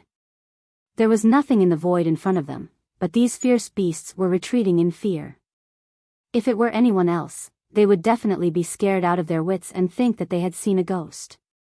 Qin Feiyang and the others were very familiar with it. The fire python waved his hand and a surge of divine power rushed forward.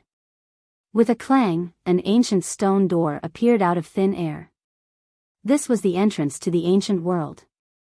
Brother Fire, thank you. If the small beast finds out, just say that you don't know anything and let it come to me. I have a way to deal with it. Qin Feiyang said. Okay. The fire python nodded and said, take care. I look forward to seeing you next time. I look forward to it too. By the way, tell the madman Yangli that I have returned to the ancient world. After Qin Feiyang said that, he led Dong Zhengyang and the mermaid princess into the stone door without looking back. The fire python also withdrew his divine power and the stone door disappeared into thin air. You must live. I'm still waiting for you to kill the fire dragon. The fire python muttered and then disappeared into thin air. Northern region. Land of the undead. As always, it was incomparably dark. The air was filled with a rotten and tragic smell. Qin Feiyang glanced at the familiar land and looked at Dong Zhengyang and the mermaid princess. He smiled and said, "You two go to the Black Tortoise world first." Okay. The two of them nodded. Qin Feiyang waved his hand and sent the two of them to the Black Tortoise world. Then, he took Huai and the five-clawed golden dragon out. This is? Huai glanced around. That's right. Land of the undead. Qin Feiyang nodded and smiled. Huai grinned and said, "Okay, we can go to Dongling." Speaking of Dongling, the five-clawed golden dragon's eyes lit up. Thinking about immortal intoxication all day long. Qin Feiyang looked at the two of them speechlessly. The five-clawed golden dragon also maintained his human form. He was a middle-aged man in golden clothes. What do you know? Huai pursed his lips. The three of them rushed out of the land of the undead and went straight to Nine Heavens Palace. Nine Heavens Palace. Peak of the mountain. An old man in white sat cross-legged in front of the heaven stairway. Although countless disciples came and went, the old man never opened his eyes. This person was Elder Wei. Shengguan Fenglan's master was also one of the guardians of Nine Heavens Palace. Swish. Suddenly, three figures descended on the peak of the mountain. It was Qin Feiyang and the other two. However, Qin Feiyang and Huai had changed their appearances in order not to cause a sensation. Sensing the aura of Qin Feiyang and the other two, Elder Wei finally opened his eyes. Two cold lights burst out of his eyes. The disciples who came and went also stopped and looked at the three unfamiliar faces. Elder Wei. Qin Feiyang stepped forward, bowed respectfully, and transmitted his voice, "I am Qin Feiyang." Elder Wei's heart moved. He turned to look at the disciples next to him and waved his hand. "What are you all looking at?" The group of disciples suddenly dispersed. Elder Wei retracted his gaze and looked at Huai and the five-clawed golden dragon, frowning. "Which one of you is the vice palace master?"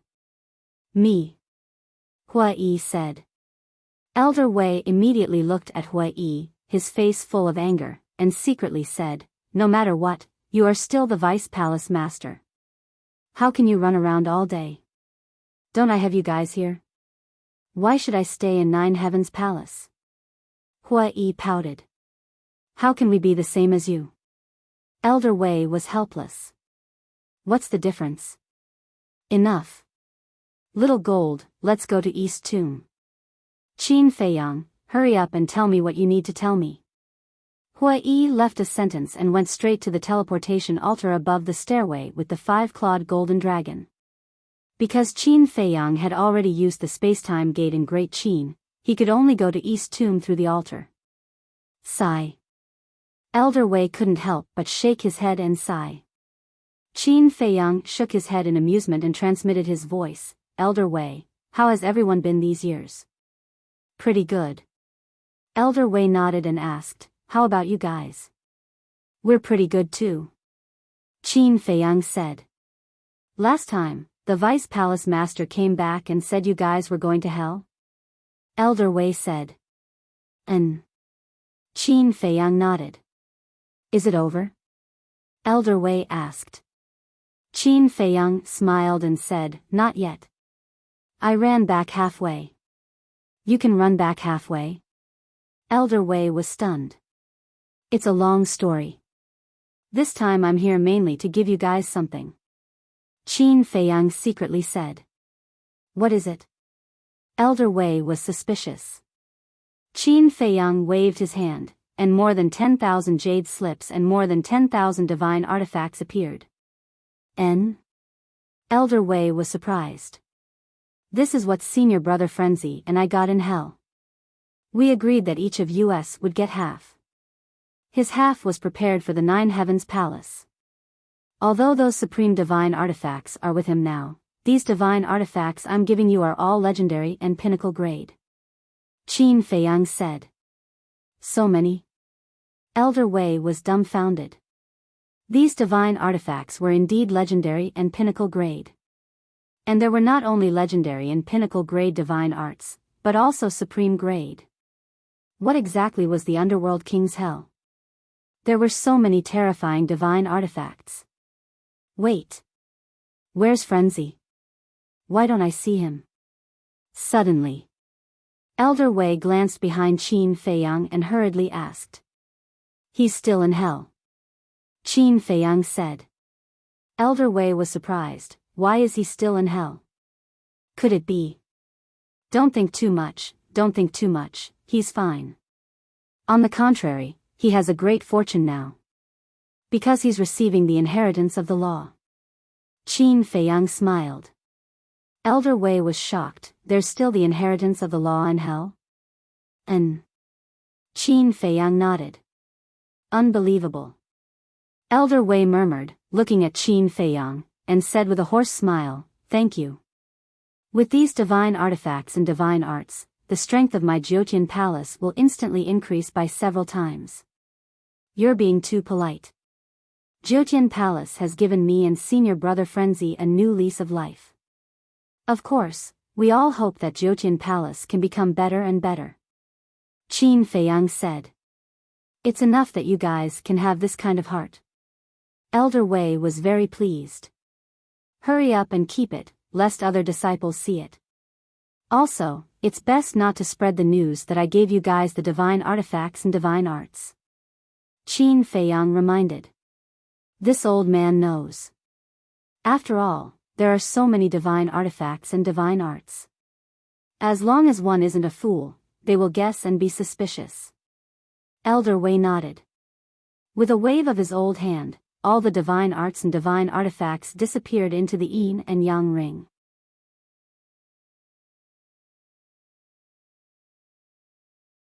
Chapter 28-21.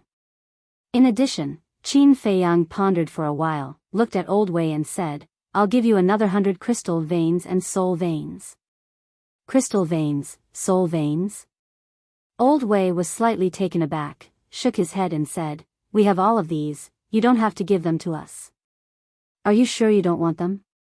These aren't ordinary crystal veins and soul lines. Qin Feiyang laughed. Although this old man has never been to the divine land, I can be considered as someone who has seen the world. Other than the divine level soul veins and crystal veins, they are nothing in my eyes. Old Wei chuckled. Ah. Qin Feiyang was stunned. Did Old Wei think that he was going to give him the soul veins and crystal veins below the divine level?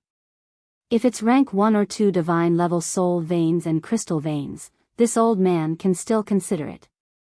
Old Wei said again. Old senior, you're looking down on this junior. Qin Feiyang shook his head and smiled bitterly. A mere rank 1 or 2 divine level soul veins and crystal veins, he couldn't take them out. Looking at Qin Feiyang's reaction, Old Wei couldn't help but be suspicious. Could it be that it was more than rank 1 or 2? Come with me, elder. Qin Feiyang didn't explain much, turned around and landed in a valley below, and transmitted his voice. Fire Lotus, are you ready? Is it necessary? Fire Lotus asked secretly. Of course. You and Hui Yi have helped me so much all these years. What's a mere crystal vein and soul vein? Qin Feiyang laughed secretly. That's right. Giving the crystal vein and soul vein to 9 Heaven Palace was all because of Fire Lotus and Hui Yi. Especially Fire Lotus, who had been helping him all these years. It could be said that without Fire Lotus, there wouldn't be the current Black Tortoise realm. Because the current Black Tortoise realm was created by Fire Lotus. So, putting himself in their shoes, he naturally wouldn't mistreat Fire Lotus and 9 Heaven Palace. All right. Fire Lotus responded. Soon. Qin Feiyang waved his hand, and 100 crystal veins and soul veins appeared. This is? Elder Wei stood beside Qin Feiyang. At first, he didn't think much of it, but when he saw these crystal veins and soul lines with his own eyes, he was shocked. Even though he was knowledgeable and experienced, he couldn't help but be shocked when he saw the 100 crystal veins and spirit veins. This was because he discovered that he couldn't see through the levels of these crystal veins and soul veins. These are all rank 8 deities. Qin Feiyang smiled. Level 8. God Realm, Old Wei muttered, his eyes filled with shock. You couldn't find a single crystal vein and soul vein of this level in the entire 4 regions. Perhaps it was rare even in the Divine Land. When he came back to his senses, Elder Wei hurriedly waved his hand and said, "This is too precious. I don't deserve it. Why are you being so polite with me?" Qin Feiyang smiled faintly. This old man is not being polite with you. You're facing dragons now. What you need the most is cultivation resources. This kind of supreme treasure is the most helpful to you. Don't give it to us. It's a waste. Elder Wei shook his head. Taking out 100 rank 8 spirit veins and crystal veins in one go was simply too shocking. Spirit veins and crystal veins of this level were legendary existences in his eyes.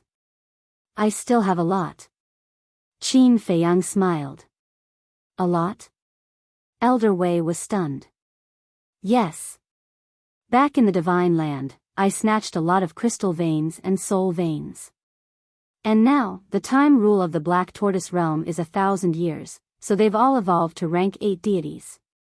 Qin Feiyang said. 1,000 years in a day. The corner of Elder Wei's mouth twitched. These were all monsters.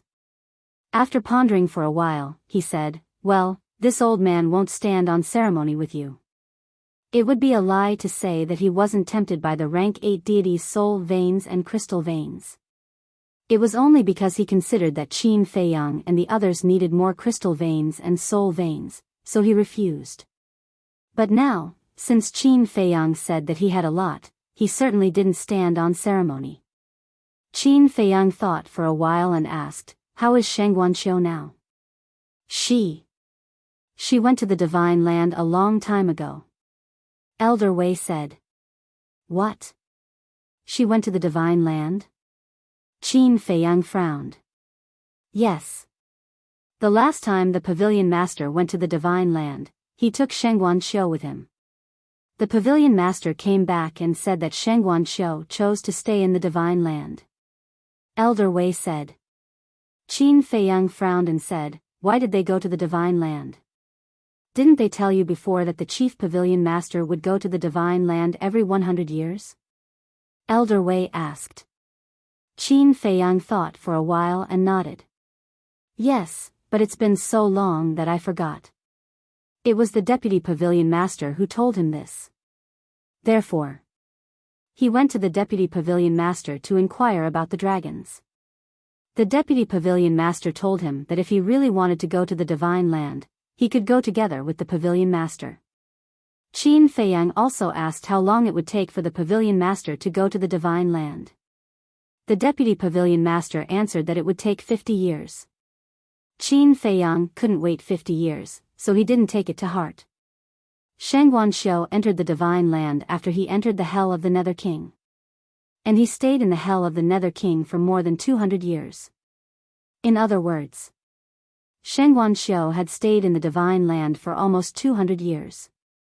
Why did she stay in the Divine Land? Qin Feiyang frowned. Elder Wei sighed. Do you still need to think about it?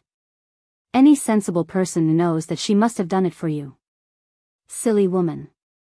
Qin Feiyang shook his head and asked, did the Pavilion Master say where she is in the Divine Land now? You'll have to ask Shangguan Fenglan or the Pavilion Master. Elder Wei said. Qin Feiyang rubbed his forehead and sighed. She can't stay in the treasure house of the Divine Land. What do you mean?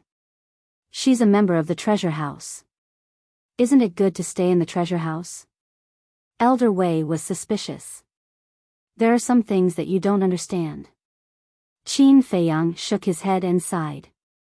That's it for now. I'll go find the Pavilion Master. Okay. Elder Wei nodded. Qin Feiyang opened an altar and walked up. Strange. Elder Wei shook his head, put away the vein of soul and vein of crystal, and returned to the ninth heaven palace. When he found the first elder, explained this matter, and took out the vein of soul, vein of crystal, divine weapons, and divine arts, the first elder was also shocked. Then, the first elder was filled with emotion. He didn't expect that in just a few hundred years, Qin Feiyang and frenzy had grown to such a level and given such a rich reward to the ninth heaven realm. In the southwest of the northern region, there was a stretch of undulating mountains. Somewhere in the mountain, there was a valley. In the valley, there was a courtyard, and beside the courtyard, there was a small pond. Inside, lotus leaves stood tall and lotus flowers bloomed. In addition, there was a vegetable garden around. Numerous green wild vegetables, exuding vitality, swayed in the wind. From the looks of it, it was as if an ordinary family lived here. Everything appeared ordinary and plain. However, when Qin Feiyang came here and looked at the courtyard in front of him, his face was full of respect. Huff. Taking a deep breath, Qin Feiyang recovered his true appearance and bowed. Junior Qin Feiyang requests to see the pavilion master. Duh. At that moment, a burst of hurried footsteps sounded, and a woman walked out of the house. The woman was about 35 or 36 years old, wearing a red dress. Her black hair was tied up high, with an exquisite jade hairpin in the middle, looking dignified and virtuous. Moreover, she was very kind, without any threatening aura. Although there were crow's feet at the corner of her eyes, whether it was her figure or skin, they were all like a young girl. It's really you? The pavilion master stood at the door and looked at Qin Feiyang in a daze. Yes. Qin Feiyang nodded and smiled. The pavilion master walked quickly to Qin Feiyang and asked, "Didn't you go to the hell of Hades?" "I just came back." Qin Feiyang said. "That's not right. I heard that this hell of Hades can only come out after 1,000 years. Are you really Qin Feiyang?" The pavilion master frowned. Qin Feiyang took out a heaven's eye stone, held it in his hand, and said with a wry smile, "It's real." Seeing that the heaven's eye stone did not respond for a long time, the pavilion master was finally relieved and asked suspiciously, "It's not time yet, how did you come out?" "By chance, I found a way out." Qin Feiyang smiled vaguely. The pavilion master rolled his eyes, obviously not believing it, but he did not continue to ask and said, "Come in and sit." Qin Feiyang walked into the yard and followed the pavilion master to the stone table next to him. The pavilion master smiled and said, "Why did you suddenly come to me?" Qin Feiyang sighed and said, "There's something I have to ask." "What is it?" The pavilion master was suspicious. "Shengguan Qiu," Qin Feiyang said. The pavilion master was stunned and asked, "You've seen her?" "I haven't returned to the divine land yet, how could I see her?" "I just went to see Elder Wei, and he told me that Shengguan Qiu stayed in the divine land, so I came to you to ask about the details." Qin Feiyang said. "I see." The pavilion master nodded and said with a smile, "After I took her to the divine land, I went to the divine land again." "She's doing well in the divine land, then where is she?" Qin Feiyang asked. The pavilion master smiled and said, "The treasure school in the Holy Dragon City."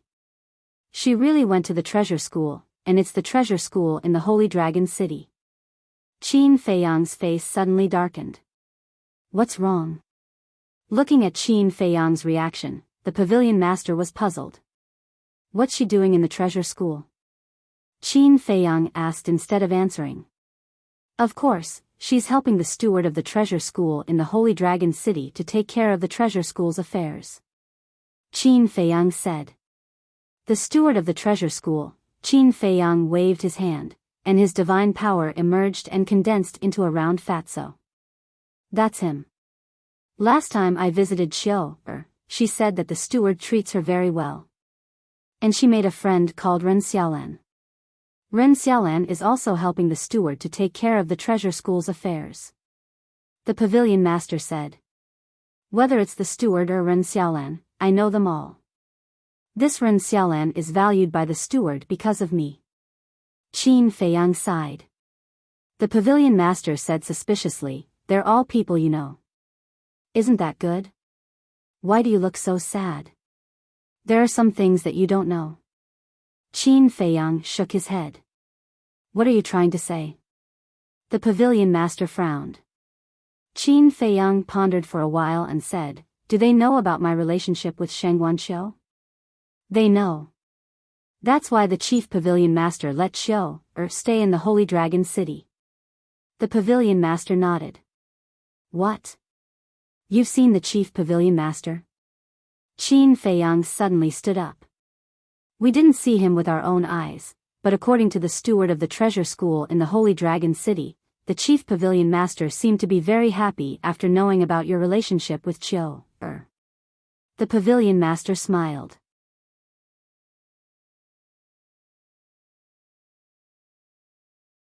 Chapter 28-22. She was worried that she couldn't deal with me, and now you're giving her such a good bargaining chip. Of course, she's happy. Qin Feiyang snorted. Deal with you? Bargaining chip. The cabinet master was surprised. That's right. You're giving her timely help by sending Sheng Wanqiu to her. Qin Feiyang shook his head. What do you mean by that? The cabinet master was confused. Don't you understand? The chief cabinet master and I are enemies. You're just causing trouble for me. Qin Feiyang said angrily. If he didn't know the cabinet master well, he would have suspected that the cabinet master was deliberately targeting him. What? Your enemies? The cabinet master was surprised. That's right. Qin Feiyang nodded. After calming down, he asked, you've been to the Divine Land. You should have heard of the dragon-slaying palace, right? I've heard a little about it. The cabinet master said. The dragon-slaying palace has 4 sovereigns. 2 of them are my 2 ancestors. Of the remaining 2, one is Supreme Cloud and the other is Supreme Beast. Supreme Beast has already submitted to me.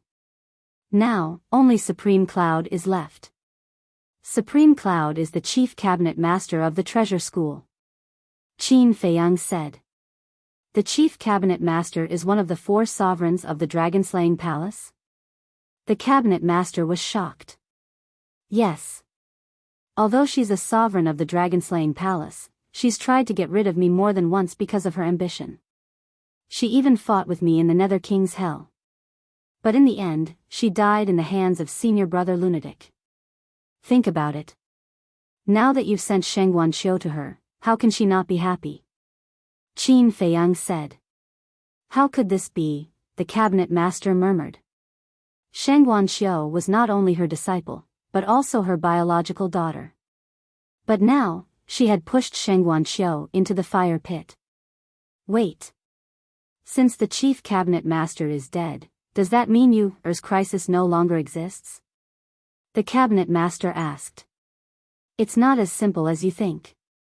Supreme Cloud's divine soul's hell before she went there. In other words, even if we kill her in the underworld king's hell, she will be reborn. Qin Feiyang sighed. What do we do now? The pavilion master panicked. What else can we do? Of course we're going to the divine prefecture and rescue her from the treasure pavilion. Qin Feiyang said. Then go quickly. The pavilion master urged. We can't go now. We have to wait until dawn. Qin Feiyang shook his head. This was because they had to wait until dawn to open the gate of time and space. I'm sorry, I really didn't know about this. If I had known, I wouldn't have brought her to the divine continent no matter how much Qiu begged me. I wouldn't have left her in the divine continent either. The pavilion master looked at Qin Feiyang with a face full of self-blame. Qin Feiyang sighed deeply and said, I don't blame you. After all, you are in the northern region and know nothing about the situation in the divine land. Just now, it was also my fault. I couldn't help but get angry with you. It's all right. You're also worried about Qiu. The pavilion master waved his hand. Actually, it's my fault. Shangguan Xiu went to the divine continent because of me. If I had been more ruthless back then and made her hate me more, I don't think this would have happened. Qin Feiyang shook his head. Silly boy. You don't understand things like love. Sometimes, the deeper the hatred, the deeper the love. The pavilion master sighed. Suddenly, Hui Yi and the five-clawed golden dragon appeared and asked suspiciously, "What are you doing here?" Qin Feiyang looked up at the two of them and asked in surprise, "Why are you here?" "We came back from Dongling and heard from Old Man Wei that you hurriedly came to find the pavilion master, so we came to see if something had happened." The two of them landed beside Qin Feiyang and asked. Qin Feiyang asked, "So, you've already gotten the immortal wine?" "Of course." Hui Yi nodded and smiled proudly. "And this time, we've completely emptied the wine cellar of the Heaven Immortal Tower." Qin Feiyang shook his head speechlessly. Hui Yi frowned. "Let's get down to business. Did something happen?" "Yes." Qin Feiyang nodded and briefly explained the situation. This, Hui Yi frowned and looked at the pavilion master. "Why are you so silly?" Sigh. The pavilion master lowered his head and blamed himself. Hui Yi sat at the side and shook his head. "It's my fault. When I went to Dongling with little gold to buy the immortal wine, should have informed you." After Hui Yi finished speaking, he became angry again. But who would have thought that this silly girl would run to the divine continent? Enough. Qin Feiyang stared at Hui Yi and said, "For now, Shangguan Xiu shouldn't be in any danger." Hui Yi and the other two looked at Qin Feiyang suspiciously. In the eyes of the pavilion master, we're still in hell. So, there's no point in attacking Shangguan Xiu now. Qin Feiyang said. Yes. Even if she wants to use Shangguan Xiu to threaten you, she'll have to wait until hell is closed. As for now, I think she'll just send someone to monitor Shangguan Xiu's whereabouts. Hui Yi nodded. So, this time, we'll go back to the ancient world and play a key role. Because the pavilion master won't think that we've already returned to the ancient world, so there won't be any precautions. After midnight, we'll go to the divine continent. If nothing goes wrong, we'll be able to easily take Shangguan Xiu away. Qin Feiyang said. It seems that going back to the ancient world is a wise choice. Hui Yi laughed. If they entered hell again and left a few hundred years later, the pavilion master would catch Shangguan Xiu and kill them all when they were unprepared. Actually, there's another crucial point. It's only been a little more than 100 years since the pavilion master was killed. I think the pavilion master's divine soul and divine body haven't been rebuilt yet. The five-clawed golden dragon suddenly said. Yes. The pavilion master's cultivation is at the great achievement eternal realm. It'll take at least tens of thousands of years to rebuild her divine body and divine soul. Hui Yi nodded. What's right? Didn't great-grandmother and the others say that the dragon-slaying palace also has a time formation? Although this time formation isn't very good, it can last 50 years in a day. 50 years in a day, 500 years in 10 days, and 5,000 years in 100 days. More than 100 years have passed. She should have rebuilt her divine soul and divine body long ago. Qin Feiyang said. You didn't think of this, did you? Hui Yi smiled proudly. What do you mean? Qin Feiyang looked at him suspiciously. Think about it. She didn't trust Qin Badian and Lu Xingyang. Why would she put her split divine soul in the dragon-slaying palace? Then don't mention entering the dragon-slaying palace to rebuild her divine soul and divine body. You should know that your two ancestors aren't good people. If they knew this, would they let go of this opportunity? Definitely not. So, the chief pavilion master doesn't dare to enter the dragon-slaying palace to rebuild her divine body and divine soul. Hui Yi smiled. That makes sense. Qin Feiyang nodded. So I'm sure that she hasn't rebuilt her complete divine soul and divine body. And this is an opportunity for us. We can directly control her divine soul. If she doesn't surrender, we'll destroy her. Hua Yi sneered. Qin Feiyang pondered for a while and said, it's useless to say this now. What if she has other ways? Let's wait until we reach the divine land.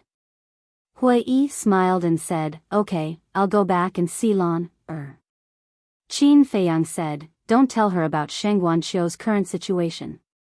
Do I need you to remind me? Hua Yi glanced at Qin Feiyang indifferently, opened an altar, and left without looking back. Qin Feiyang thought for a while and waved his hand. Qin Shen appeared in front of him. Qin Feiyang pointed at the woman and said, this is the pavilion master of the treasure pavilion. You should call her senior. Greetings, senior. Qin Shen bowed respectfully. He is? The pavilion master glanced at Qin Shen and then looked at Qin Feiyang suspiciously. He's one of my. Qin Feiyang glanced at Qin Shen with a hint of hesitation in his eyes. Finally, he looked at the pavilion master and smiled, he's my disciple. Disciple? Qin Shen was stunned. The pavilion master was also surprised. She looked up at Qin Shen and smiled, you're lucky to be able to become Qin Feiyang's disciple. Qin Shen wanted to say something but stopped. The five-clawed golden dragon shook his head helplessly and said, silly boy, why aren't you greeting your master? Okay. Qin Shen came back to his senses and quickly knelt on the ground, saying respectfully, disciple greets master. Get up. Little Gold, since you're free now, take him to the north region and let him see the scenery of the ancient world. Qin Feiyang said. Okay. The five-clawed golden dragon nodded and picked up Qin Shen as if he was picking up a chick, disappearing into the distance. The pavilion master looked at the back of the five-clawed golden dragon and asked suspiciously, Feiyang, who is this little gold? Why do I feel that his aura is very strong? His real body is a five-clawed golden dragon, and his cultivation is also in the eternal realm. I subdued him in the divine land. Qin Feiyang smiled. Five-clawed golden dragon. The pavilion master was shocked. The five-clawed golden dragon was a divine dragon with an extremely orthodox bloodline power. Even among the dragons, it was rare. Qin Feiyang had subdued a five-clawed golden dragon. Did the dragons know about this? Would they come to find trouble with him? Don't worry. The dragons wouldn't dare to find trouble with me even if they knew. Qin Feiyang smiled confidently. The pavilion master was slightly stunned and said with a wry smile, that's true. After all, even in the divine land, you are very famous now. Thinking back to when Qin Feiyang first appeared in the northern region, he didn't have any cultivation at all. If it weren't for his clever mind, he would have died long ago. But now, he had stepped into the greater ninth heaven realm. This speed was really too fast for others to catch up with. Qin Feiyang suddenly transmitted a voice to Dan Wangkai in the castle, refine a Triuan True Spirit elixir for me. I have it ready-made. Dan Wangkai was looking for herbs in the herb field. When he heard Qin Feiyang's voice, he immediately responded. Then give it to me. I can raise my cultivation to the peak of the ninth heaven realm. Qin Feiyang transmitted his voice. Okay. Dan Wangkai responded, took out a jade box, and took out an elixir. Outside. Qin Feiyang's mind moved, and the elixir appeared in his hand out of thin air. This was the Triuan True Spirit elixir. Gold, purple, and silver, like three ribbons, intertwined together, looking extremely beautiful. There were also three dragon-shaped elixir chi lingering on it. What kind of elixir is this? The pavilion master looked at the Triuan True Spirit elixir curiously. An elixir that can help me break through my cultivation. Qin Feiyang chuckled and put the Triuan True Spirit elixir into his mouth. Boom! Soon. A surge of majestic energy exploded within his body. Qin Feiyang's aura also burst out uncontrollably. In less than 3 breaths, his cultivation suddenly soared to the peak of the 9th heaven realm. However, right at the moment when he thought that it was the end, his cultivation began to soar once again. What's going on? Qin Feiyang was surprised. Young master, I forgot to tell you. This Triuan True Spirit Elixir is the same as the Chaos Divine Elixir and the Yin Yang Chaos Elixir. The Triuan True Spirit Elixir with 3 dragon-shaped elixir chi has a 30% chance of increasing one's cultivation by 2 small realms. Dan Wangcai's voice suddenly sounded in Qin Feiyang's mind. Why didn't you say so earlier? Qin Feiyang said angrily. If he had said so earlier, he would have refined one himself. This way, there would be a 40% chance. Because at that time, he didn't look at the elixir recipe very carefully, so he didn't know there was such a thing. I thought you knew. Dan Wangcai chuckled. You guy. Qin Feiyang felt helpless. Feeling the soaring aura, he was extremely nervous. If he could suddenly reach the peak of the 9th heaven realm, it would undoubtedly save a lot of time. And now, what he needed the most was cultivation. Because the peak of the 9th heaven realm was a threshold. Once he stepped into the peak of the 9th heaven realm, he was only 1 step away from the half-step invincible realm. Boom! Time passed breath by breath. Under Qin Feiyang's nervous expectation, his cultivation suddenly soared to the peak of the 9th heaven realm. Great! Qin Feiyang also excitedly slapped the stone table and suddenly stood up. His face was full of excitement. This time, even the white-eyed wolf would be speechless. After all, there was only a 30% chance. No way. At the same time, the pavilion master sitting opposite him was also dumbfounded. He actually broke through 2 small realms in a row. What kind of elixir was this? It was unbelievable. One had to know. This was the 9th heaven realm. Not the god of war or the divine lord. It was incredible. If this elixir was auctioned, wouldn't it cause a frenzy among the people of the 4 major regions? No, it would be a bloodbath. You're tuning into the Biyao's Wuxia Chronicles YouTube channel. Don't forget to subscribe and join us on this journey to catch the most captivating stories.